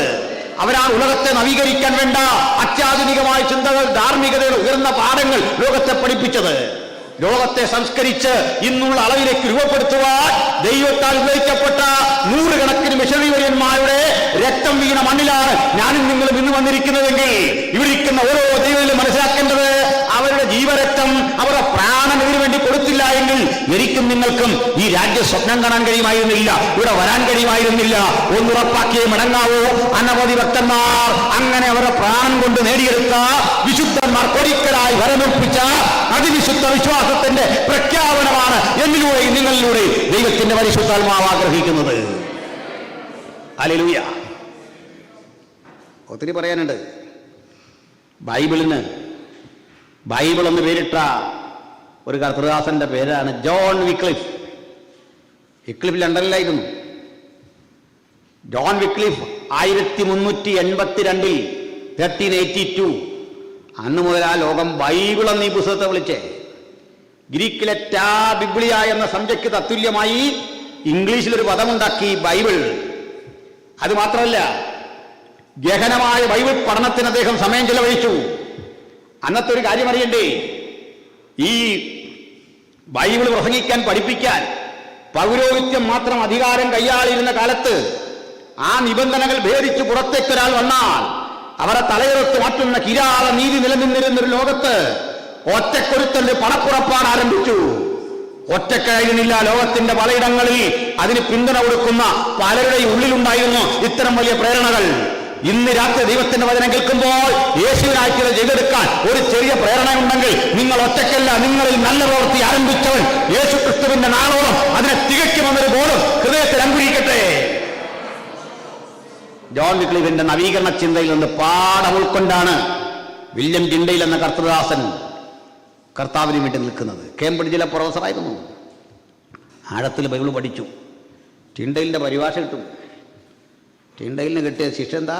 ബൈബിൾ പരിഭാഷപ്പെടുത്തിയ ടിൻഡെയിലിനെ തീക്കുള്ളിലോട്ട് ചുട്ടുകരിച്ചു. വീണ്ടും കേൾക്കണ്ടേ? പിന്നീടാണ് മനസ്സിലാക്കുന്നത് ടിൻഡെയിലല്ല തുടക്കക്കാരൻ, ജോൺ വിക്ലിഫാണ്. അപ്പോഴേക്കും വിക്ലിഫ് മരിച്ച് 38 കൊല്ലം കഴിഞ്ഞ് ശവമടക്കി. ഞാനിവിടെ വന്ന ശേഷം പോകാൻ ആഗ്രഹിച്ച പല സ്ഥലങ്ങളുണ്ട്. അതിലൊന്ന് ഈ വിക്ലിഫിൻ്റെ ഈ ട്രാൻസ്ലേഷൻ മിഷനൊക്കെ നടത്തി ആ വീടും സൗകര്യമൊക്കെ കാണാനായിരുന്നു. എന്നെ കൊണ്ടുപോയ ഒരാൾ. അവിടെ ചെല്ലുമ്പോൾ അതൊക്കെ ഇന്ന് ഒരു പബ്ബായിട്ട് മാറിയിട്ടുണ്ട് ആ സ്ഥലമൊക്കെ. അല്പം നിരാശ തോന്നാതിരുന്നില്ല പ്രിയപ്പെട്ടവരെങ്കിലും. ആ സ്ഥലത്തിരുന്നുകൊണ്ടൊരു മനുഷ്യന് തോന്നിയ തോന്നൽ, അദ്ദേഹത്തിൻ്റെ ശവകുടീരം കിടക്കും. ആ ശവകുടീരത്തിന് എന്ത് പറ്റിയെന്ന് കേൾക്കണ്ടേ? 38 വർഷം മുമ്പ് മരിച്ചടക്കിയ ആ ശവകുടീരം അടിച്ച് തെറിപ്പിച്ചു. എന്നിട്ട് ആ ശവശരീരത്തിൻ്റെ അവശേഷിച്ച കിട്ടിപ്പൊടിയാതായ കുറേ അസ്ഥിട്ടി അത് പുറത്തെടുത്തു. അത് കത്തിച്ച് ചാമ്പലാക്കി തേംസ് നദിയുടെ വിരിമാറിലൂടെ ഒഴുക്കി പ്രതികാരം തീർത്തു. തെറ്റെന്താണെന്നറിയണ്ടേ? ബൈബിൾ പ്രസംഗിച്ചു. ടിൻഡെയിൽ പ്രാർത്ഥിച്ചു, ഈ പാപമൊന്നും ഇവരുടെ മേൽ നിർത്തരുതേ എന്ന് പ്രാർത്ഥിച്ചു.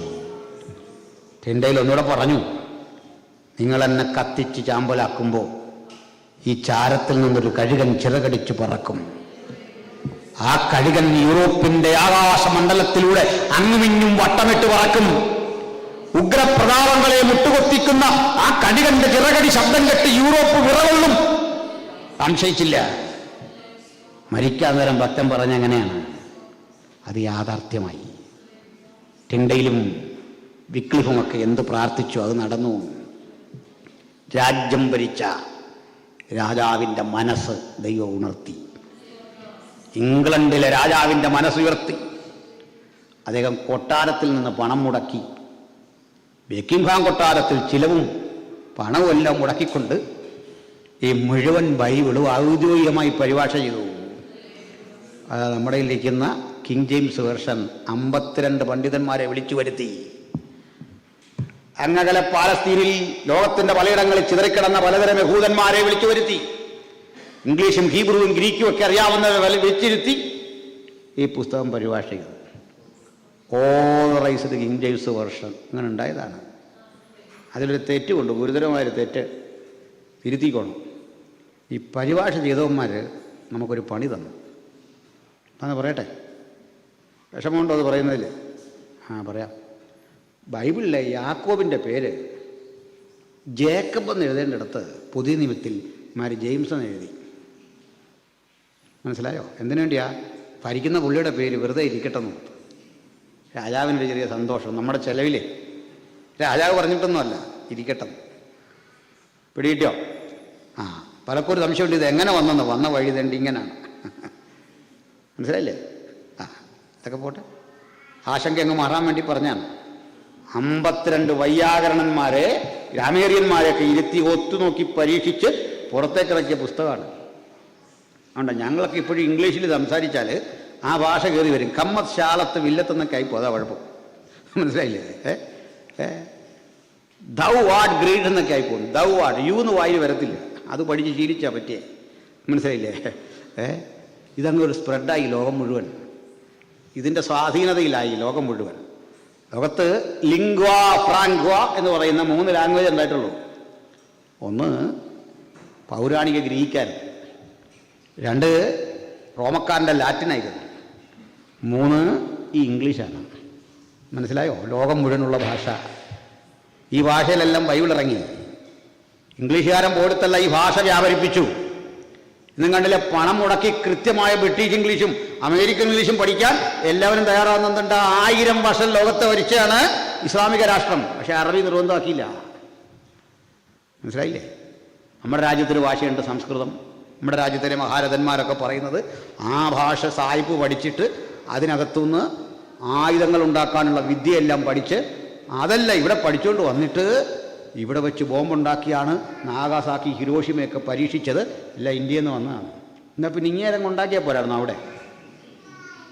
ഇങ്ങോട്ട് കൊടുത്തു വിടാതെ, ഇങ്ങോട്ട് കൊടുത്തു വിടാതെ അവിടെ തന്നെ അങ്ങ് പൊട്ടിച്ചാൽ മതിയായിരുന്നു. അത് മതിയായിരുന്നു.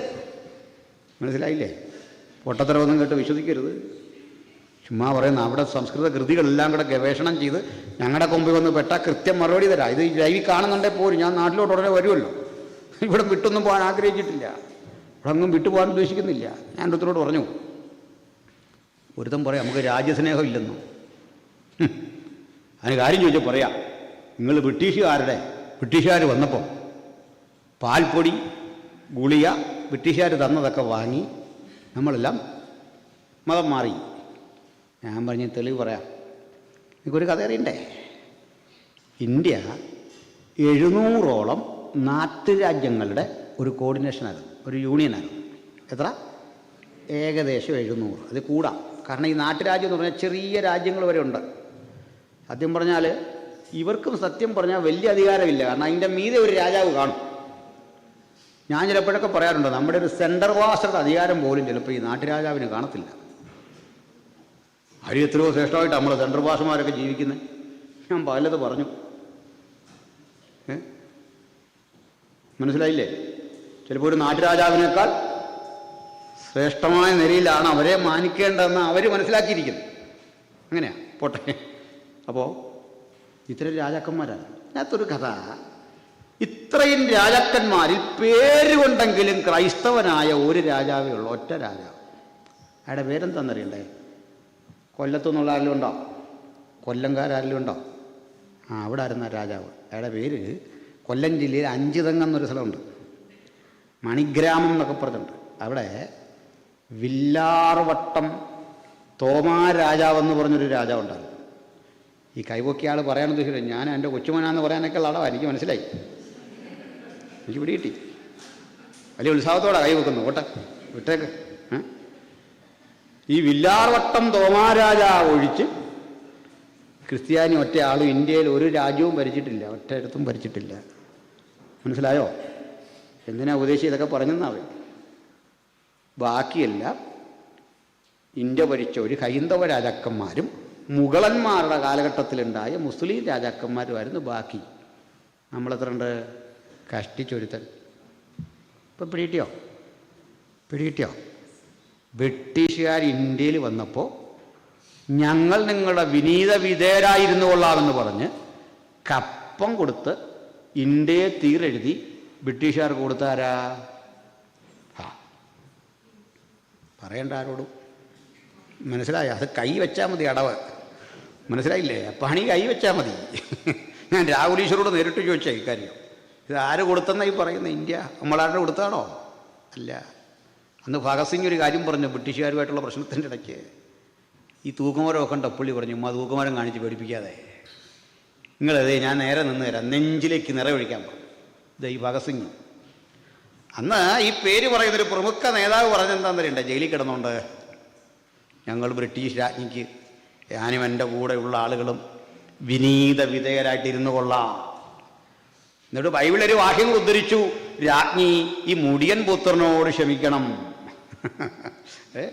മനസ്സിലായില്ലേ? എന്നിട്ട് ബ്രിട്ടീഷുകാരൻ്റെ ഷൂ പോളിഷ് ചെയ്തു നാക്കുണ്ട്. ആ പുള്ളികൾ നമ്മളെ രാജ്യസ്നേഹം പഠിപ്പിക്കാറായില്ലെന്നായി പറഞ്ഞു വന്നേ. മനസ്സിലായോ? ഇനി നിങ്ങൾക്ക് മനസ്സിലായില്ലെങ്കിലും ചിലർക്കൊക്കെ പിടി കിട്ടുന്നുണ്ട്, ഓൺലൈനിൽ ചിലർക്ക് പിടി കിട്ടുന്നുണ്ട്, കിട്ടണം. അതിനുവേണ്ടിയാ പറയുന്നു. പിടി കിട്ടിയോ? നമ്മളാ രാജ്യസ്നേഹികൾ, നമ്മൾ വിശ്വപൗരന്മാരാ, ലോകത്തുള്ള എല്ലാം മനുഷ്യരാന്ന് ചിന്തിക്കുന്നവരാ നമ്മൾ. സ്തോത്രം. ഇവിടെ വന്നാൽ ഇത് നമ്മുടെ രാജ്യം, അമേരിക്കയിൽ ചെന്നാൽ അത് നമ്മുടെ രാജ്യം, ഉഗാണ്ടയിൽ ചെന്നാൽ അവിടെയും മനുഷ്യർ, പ്രപഞ്ചം മുഴുവൻ നമ്മുടെ സൗരന്മാരാണെന്ന് സംശയമൊന്നും വേണ്ട. മനസ്സിലായില്ലേ? ഉലകം മുഴുവൻ മനുഷ്യരാണ്. നമ്മൾ ഈ അതിർത്തി തിരിഞ്ഞല്ല സ്നേഹിക്കുന്നത്.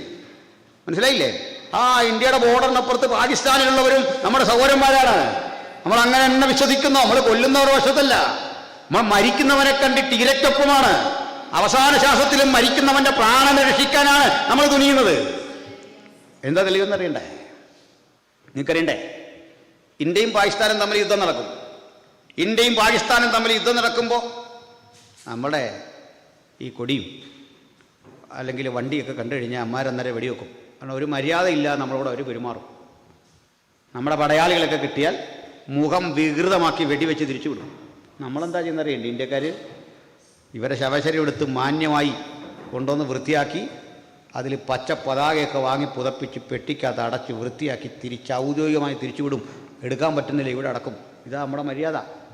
അതാര് ഭരിച്ചാലും അങ്ങനെ. ഇതിനെതിരെ പറഞ്ഞെന്നറിയണ്ടേ? നമ്മുടെ രാജ്യം ഇങ്ങനെ, അതിൻ്റെ മഹത്വമൊക്കെ നമ്മൾ ഉൾക്കൊള്ളുന്നു, ആ ശ്രേഷ്ഠതയൊക്കെ. അതൊക്കെ എന്നാ ഇന്ത്യയുടെ പാരമ്പര്യത്തിൽപ്പെട്ടല്ല, ഭരണഘടനാപരമായി 47 ശേഷമുണ്ടായി വന്ന മാറ്റങ്ങളായതല്ല. സ്തോത്രം. ഞാൻ നീട്ടണില്ല, വിഷയത്തിലേക്ക് വരാം.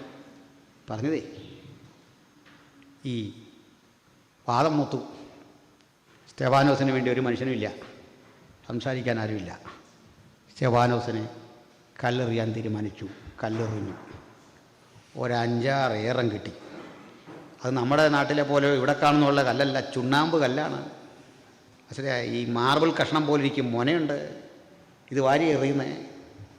ഇത്തരം കല്ലുകൾ കൊണ്ട് തുരുതുര കിട്ടുമ്പോൾ സ്തെഫാനോസ് മുട്ടുകുത്തി വീണു. ആ മുട്ടയിൽ ഇങ്ങനെ ഇരിക്കുക.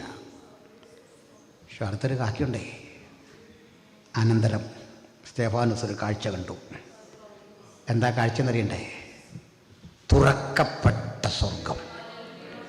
ഈ കാഴ്ച കണ്ടാൽ പിന്നെ ഏറിൻ്റെ വേദന ഒന്നും ഇല്ലാന്നേ. ഈ കാഴ്ച കാണാൻ അകക്കണ്ണ് തുറന്നാട്ടെ, ഹൃദയം തുറന്ന് ഈ കാഴ്ച കണ്ടാട്ടെ. ഏത് പീഡയ്ക്ക് ഈ കാഴ്ച കണ്ടാട്ടെ, ഹൃദയം തുറന്ന് ഈ കാഴ്ച കാണുക. അതേ ഒരു കാര്യം പറയാ, ഇതാ സ്വർഗം തുറന്നിരിക്കുന്നതും ദൈവപുത്രൻ പിതാവിന്റെ മഹിമയുടെ, ബാക്കി പറഞ്ഞാട്ടെ, എവിടെ ഇരിക്കുന്നത്? ഒന്നുകൂടെ പറഞ്ഞാട്ടെ. എന്തിനാ വലത്തു ഭാഗത്തിരുന്നേ?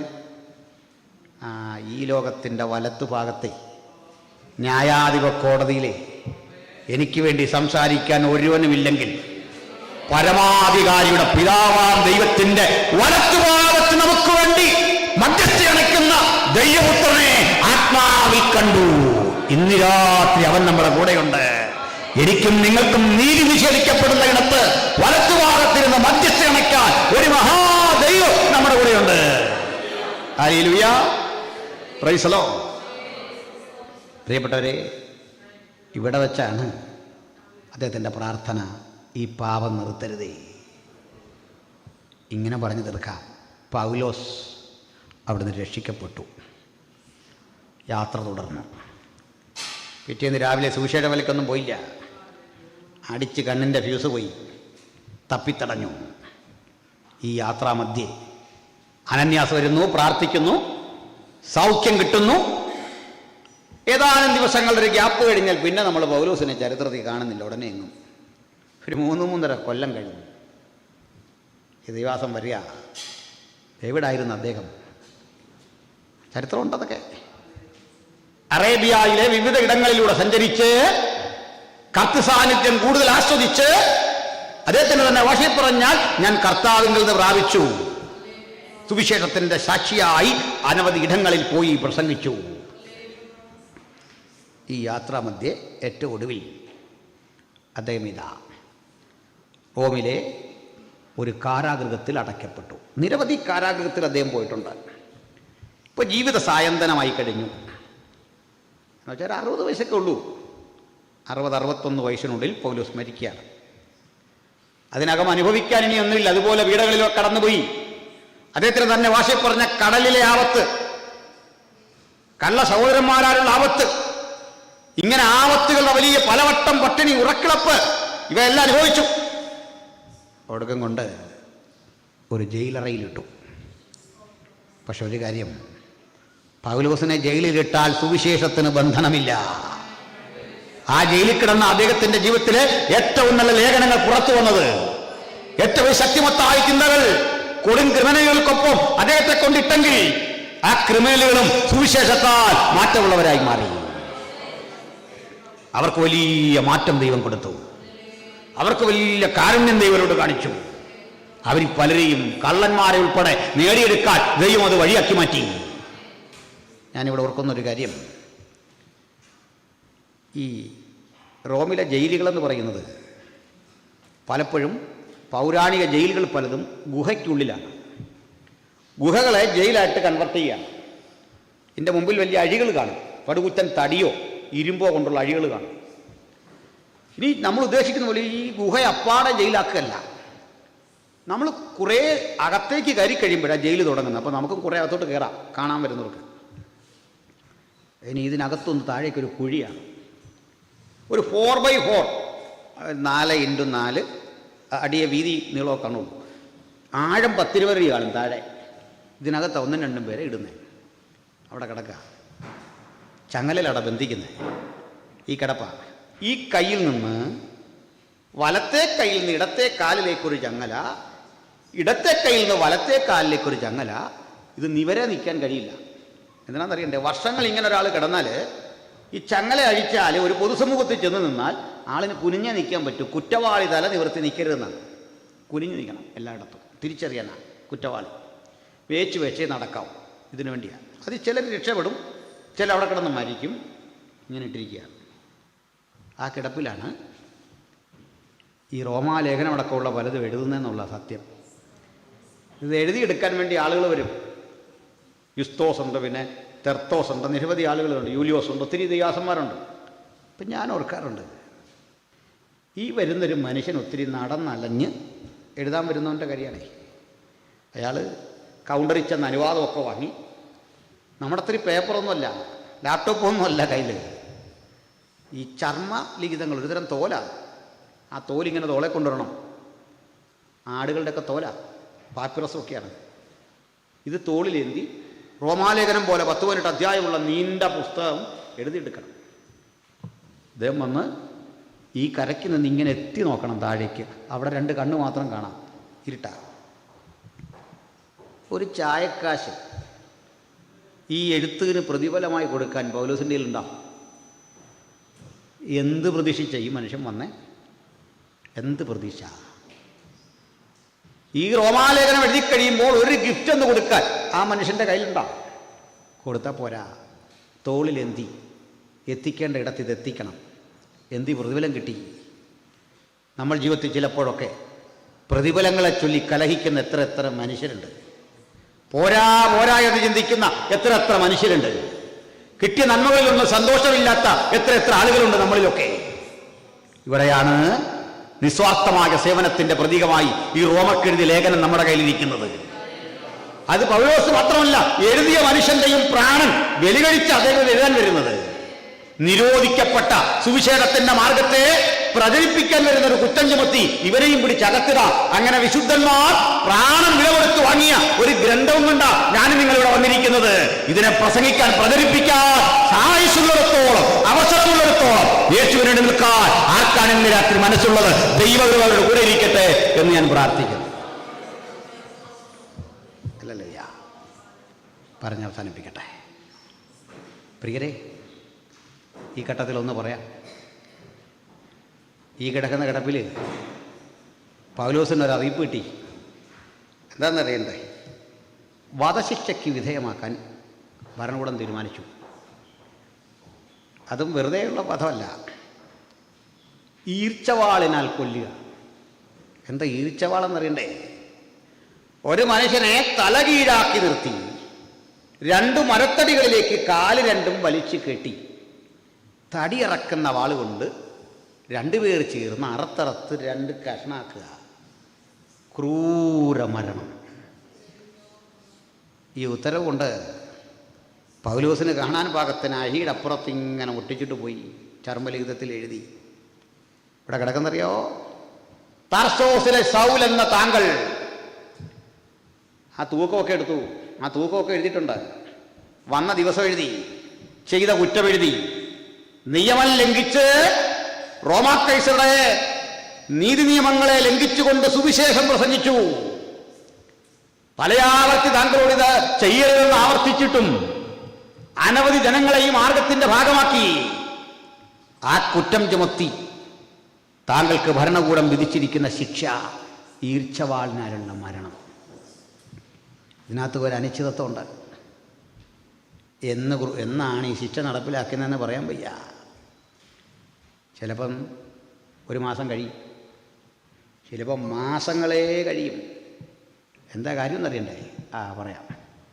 ഈ കനത്ത തണുപ്പ് വന്നാൽ പടയാളികൾക്ക് പോയി ഇത് നിർവഹിക്കാൻ വയ്യ. കാരണം ഇത് 3 ഫൗണ്ടെയിൻ എന്നറിയപ്പെടുന്ന ഒരു പ്രത്യേക സ്ഥലമുണ്ട്, ഒരു കൊലക്കളം. ആ കൊലക്കളത്തിൻ്റെ അരികിലേക്ക് ചെല്ലുമ്പോഴേ തണുപ്പ് കാരണം നമ്മൾ മരിച്ചു. ഈ കൊല്ലാൻ ചെല്ലുന്ന മനുഷ്യർ. നിങ്ങൾക്ക് ഇവിടുത്തെ തണുപ്പിൻ്റെ ഒരു ആധിക്യം അറിയാമല്ലോ. അപ്പോൾ ആ കനത്ത തണുപ്പിൽ ഈ ശിക്ഷ നടപ്പിലാക്കാൻ ആരാച്ചാർമാരെ കിട്ടത്തില്ല, ശിക്ഷ നടപ്പിലാക്കുന്ന കക്ഷികളെ കിട്ടത്തില്ല. വലിയ ബുദ്ധിമുട്ടാണ്.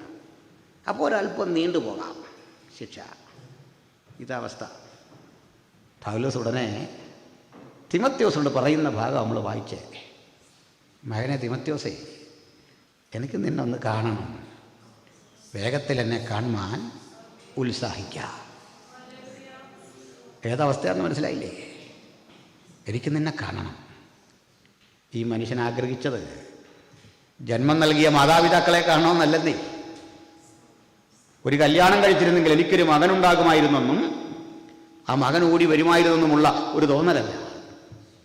നിജപുത്രനായ തിമത്യോസ്, എനിക്ക് നിന്നെ കാണണം. എൻ്റെ കൈവപ്പിനാൽ നിനക്ക് ലഭിച്ച നിന്നിലുള്ള കൃപാവരങ്ങളുണ്ട്, അത് നീ ജ്വലിപ്പിക്കണം. ഇത് കീഴടങ്ങളുടെ വഴിയല്ല, ജയത്തിൻ്റെ വഴിയാണ്. നിന്റെ ജീവിതത്തിൽ എപ്പോഴും ചെയ്യേണ്ടത് പറയത്തവനെ പ്രസാദിപ്പിച്ചുകൊണ്ടിരിക്കണം. ഉന്മേഷത്തിൻ്റെ വചനങ്ങൾ എഴുതി, ഉത്സാഹത്തിൻ്റെ വചനങ്ങൾ എഴുതി. അതാ ഭക്തന്റെ പ്രത്യേകത. ജയിലിൽ കിടക്കുമ്പോഴും ആ മുഖത്ത് നിരാശയില്ല. ആ മുഖത്ത് പിശാചിനെ വായിച്ചെടുക്കാൻ ഒരു തോൽവിയുടെ, നിരാശയുടെ ഒരു ലാഞ്ചനയുമില്ല. ഇന്ന് രാത്രി വചനം കേൾക്കുന്നവരെ, നമ്മുടെ മുഖത്ത് നിന്ന് പിശാച് ധൈര്യത്തിന്റെ, ദൈവകൃപയുടെ ആഴങ്ങൾ തന്നെ കൃത്യം മനസ്സിലാക്കിയെടുക്കട്ടെ. തോൽവി വിളയാത്ത അജയനായ ക്രിസ്തുവിന്റെ അനുഗാമികളാണ് നമ്മൾ. എങ്ങും പരാജയം സമ്മതിക്കാതെ ജയാളികളായി മുമ്പോട്ട് പോകാൻ പ്രായം തടസ്സമല്ല, രോഗം തടസ്സമല്ല, ധനപരമായ പരിമിതികൾ തടസ്സമല്ല. ഈ ജയിലിൽ കിടന്നുകൊണ്ട് പറയാ, എന്റെ മകനെ ക്രിസ്തുയേശുവിന്റെ കൃപയാൽ ശക്തിപ്പെടുക. സ്തോത്രം.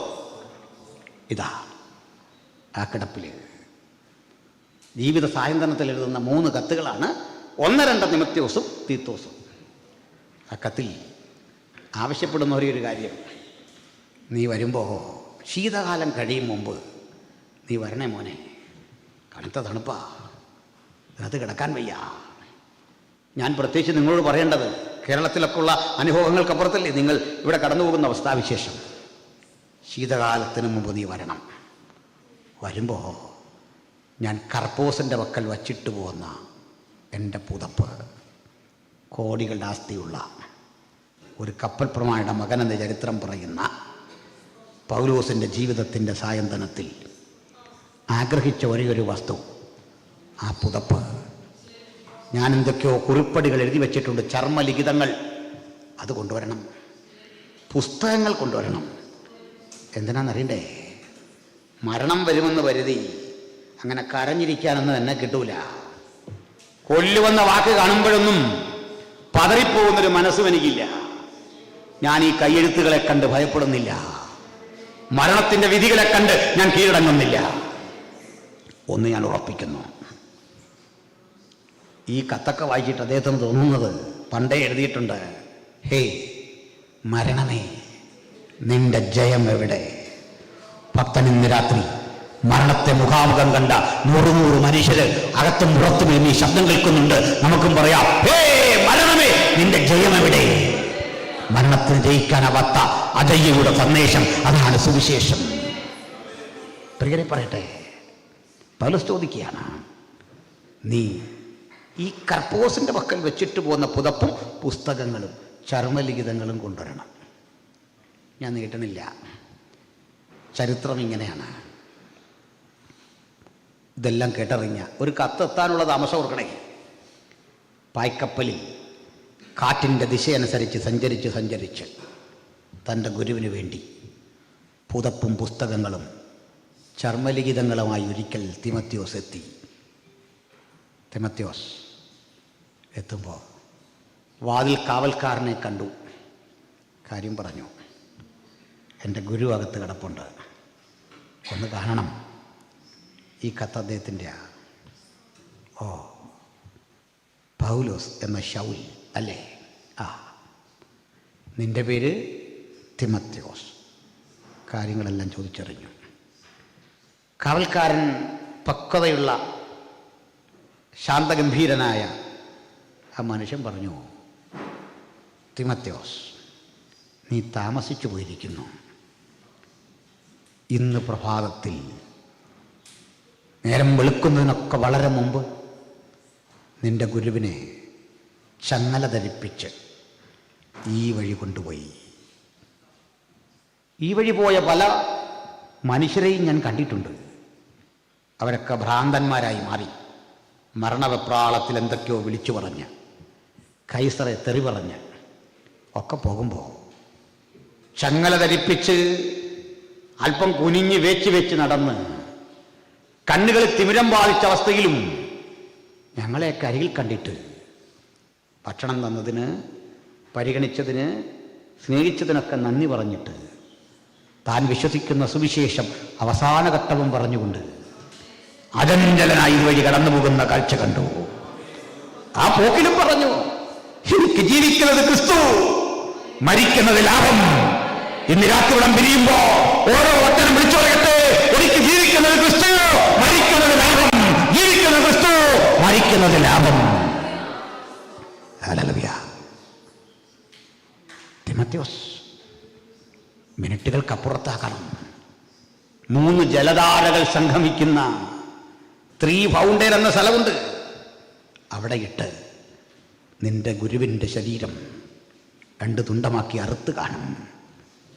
അവ മുറിച്ച് വീണ്ടും തുണ്ടങ്ങളാക്കി മാറ്റി കഴുകനിട്ട് കൊടുത്ത്, കാക്കയ്ക്കിട്ട് കൊടുത്ത് ഈ ശവശരീരത്തിൻ്റെ അവസാന മാംസവും ഇല്ലായ്മ വന്നു എന്ന് ഉറപ്പ് വരുത്തിയിട്ടേ പടയാളികൾക്ക് തിരിച്ചു വരാൻ സാധിക്കൂ. തിമോഥെയോസ്, നീ ഇവിടെ നിൽക്കരുത്, നീയും ബന്ധിക്കപ്പെടും, നീയും അകത്ത് കിടക്കും. ഞാൻ നിന്നെ സ്നേഹിക്കുന്നു തിമോഥെയോസ്, നീ നിൻ്റെ പ്രാണനെ രക്ഷിക്കണം. തിമോഥെയോസ്, നീ പോകണം തിമോഥെയോസ്. ആ നിൽക്കുന്ന സൈനികനെ കണ്ട്, കാവൽക്കാരനെ കണ്ട് തിമോഥെയോസും പറഞ്ഞു എന്നാണ്, പടചേർത്തവനെ പ്രസാദിപ്പിക്കേണ്ടതിന് യാതൊരു പടയാളിയും ജീവനകാര്യങ്ങളിൽ ഇടപെടാതിരിക്കുന്നു. നമ്മെ ദൈവം ഇവിടേക്ക് അയച്ചോ, നമുക്ക് ചില ദൈവത്തിനായി ചെയ്യണം.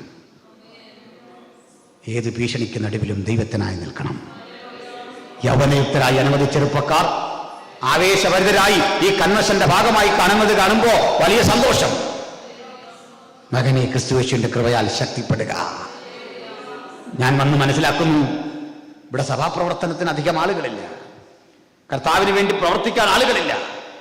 പ്രിയപ്പെട്ടവരെ, സുരക്ഷിതത്വമുള്ളൊരു ജീവിതം നമ്മുടെയൊക്കെ സ്വപ്നമായിരുന്നു. വളരെ പണിയെടുത്ത് അധ്വാനിച്ചാണ് നിങ്ങളിവിടെ എത്തിയത്. പക്ഷേ 10, 20, 30 വർഷത്തിനുള്ളിൽ വാർദ്ധക്യം നിങ്ങളെയും കടന്നു പിടിക്കും. ഒരു പുതുതലമുറ ഇതുവഴി വരും. ആ പുതുതലമുറയ്ക്ക് വേണ്ടി ചിലത് ചെയ്തെടുക്കാൻ, പടയത്തവനെ പ്രസാദിപ്പിക്കേണ്ടതിന് യാതൊരു പടയാളിയും ജീവനകാര്യങ്ങൾ ഇടപെടാതെ കർത്താവിന് വേണ്ടി നിൽക്കാൻ കഴിയുന്ന ഒരു സമൂഹത്തെ വാർത്തെടുക്കണം. സ്തോത്രം. ഈ നാട്ടിലൂടെ തലങ്ങും വിലങ്ങും നടന്ന് അടിയറ്റു വാങ്ങിയ, പീഡകറ്റു വാങ്ങിയ, ചുട്ടുകരിക്കപ്പെട്ട, ആയുധങ്ങൾക്ക് മുമ്പ് തലവെച്ചു കൊടുക്കേണ്ടി വന്ന നിരവധിയായ ദൈവഭക്തന്മാരുണ്ട്. അവർ പ്രസംഗിച്ച് ഈ അന്തരീക്ഷത്തിലിട്ട വചനത്തിൻ്റെ അനുഗ്രഹമാണ് ഇത് നമ്മൾ നിങ്ങളൊക്കെ പ്രാപിച്ചെടുക്കുന്നത്. എന്നെയും നിങ്ങളെയും കാണാതെ ആരൊക്കെയോ നമുക്ക് വേണ്ടി പ്രാർത്ഥിച്ചു. വെയിൽസിനെ ഉയർത്താൻ പ്രാർത്ഥിച്ച ഇവാൻസ് റോബർട്ടില്ലേ, ഈ രാജ്യം വിട്ട് ഇന്ത്യയിലേക്ക് വന്ന വില്യം കേരിയില്ലേ, ലോകത്തിന്റെ പലയിടങ്ങളിലേക്ക് മിഷണറിമാരെ വെച്ചു. അവർ നിമിത്തം നമുക്കും വാതിലുണ്ടായി ഇവിടെ വരെ വരാ. 10, 20, 30, 50 വർഷങ്ങൾക്ക് ശേഷം ഇതുവഴി വരുന്ന, വീണ്ടും വരുന്ന ഒരു തലമുറയ്ക്ക് വേണ്ടി ചിലതിനെ പ്രവർത്തിക്കാൻ ആർക്കിന്ന് രാത്രി മനസ്സുണ്ട്? നിങ്ങളുടെ പ്രാർത്ഥനയും ആത്മസമർപ്പണവും അതിന് കാരണമാകുമെങ്കിൽ നമുക്കൊത്തൊരുമിച്ച് ഉദ്യമിക്കാം. സഭകളുടെ എണ്ണം വർദ്ധിക്കട്ടെ, വിശ്വാസികളുടെ എണ്ണം വർദ്ധിക്കട്ടെ. സ്നാനമേറ്റ് യേശുവിനോട് ചേരാൻ ചില കൂടി തയ്യാറെടുക്കട്ടെ. യേശുവിന് വേണ്ടി പോരാടി, യേശുവിന് വേണ്ടി അവസാന നിമിഷം വരെ വേണ്ടി വന്നാൽ പ്രാണനം വെച്ചു കൊടുക്കാൻ ചില കൂടി തയ്യാറെടുക്കട്ടെ. ആത്മസമർപ്പണത്തിന് വേണ്ടി ഒരു വേള കണ്ണുകൾ അടയ്ക്കാം, എല്ലാ ഹൃദയങ്ങളെ ഏകാഗ്രമാക്കാം. പ്രാർത്ഥനയ്ക്ക് നമുക്ക് തയ്യാറെടുക്കാം. നമ്മുടെ നല്ല നാഥന് വേണ്ടി, നമ്മുടെ അരുമനാഥന് വേണ്ടി, നമ്മുടെ കർത്താവിന് വേണ്ടി പോരാടി നിൽക്കാം. ഈ രാജ്യത്തെ യേശുവിന് വേണ്ടി നേടാം. കർത്താവിൻ്റെ മക്കളായി തീരാൻ നമുക്ക് ഈ നാടിനെ ഏൽപ്പിച്ചുകൊണ്ട് പ്രാർത്ഥിക്കാം. എല്ലാ കണ്ണുകളും എല്ലാ ഹൃദയവും ഏകാഗ്രമാക്കട്ടെ. ഞാനൊരു വാക്കിൽ പ്രാർത്ഥിച്ച് കർത്തദാസൻ്റെ പക്കലേക്ക് ഈ മൈക്ക് കൈമാറുന്നു. എല്ലാവരും പ്രാർത്ഥിക്കണം. എല്ലാവരും. ക്രൂശും എടുത്തിനി ഞാൻ യേശുവേ പിഞ്ചൽകയാം, ക്രൂശും എടുത്തിനി ഞാൻ യേശുവേ പിഞ്ചൽകയാ, പാരി പരദേശിയായി ഞാൻ മോക്ഷവീട്ടിൽ പോകയാ, ജീവനൻ പേർക്കായി നാഥനെ ഞാൻ പിഞ്ചെല്ലും. എല്ലാരും കൈവിട്ടാലും കൃപയാ ഞാൻ പിഞ്ചെല്ലും. എല്ലാരും കൈവിട്ടാലും കൃപയാ ഞാൻ പിഞ്ചെല്ലും. സ്വർഗ്ഗപിതാവേ, ഞങ്ങൾ കേട്ട ദൈവവചനത്തിനായി സ്തോത്രം. അങ്ങേക്കായി ഊർജ്ജസ്വലരായി നിലനിൽക്കാൻ ഏതെങ്കിലും ഒരാൾ ഇന്ന് രാത്രി ഹൃദയാന്തര ഭാഗത്ത് തീരുമാനം കൈക്കൊണ്ടിട്ടുണ്ടെങ്കിൽ നസ്രയനായ യേശുവിൻ നാമത്തിൽ ഞങ്ങൾ അവരെ അനുഗ്രഹിച്ച് പ്രാർത്ഥിക്കുന്നു. ഈ യോഗം അവരുടെ മാറ്റത്തിന് വിധേയമാക്കണമേ. ആത്മസമർപ്പണത്തെ കരുത്തിട്ടതാക്കി മാറ്റണമേ. ഈ ക്രൂശം ചുമന്ന് അങ്ങേക്കായി നിലകൊള്ളുവാൻ കരുത്ത് കൊടുക്കണമേ. യേശുവിൻ നാമത്തിൽ ഈ വചനം കേട്ട ഏവരെയും ഞങ്ങൾ അനുഗ്രഹിക്കുന്നു.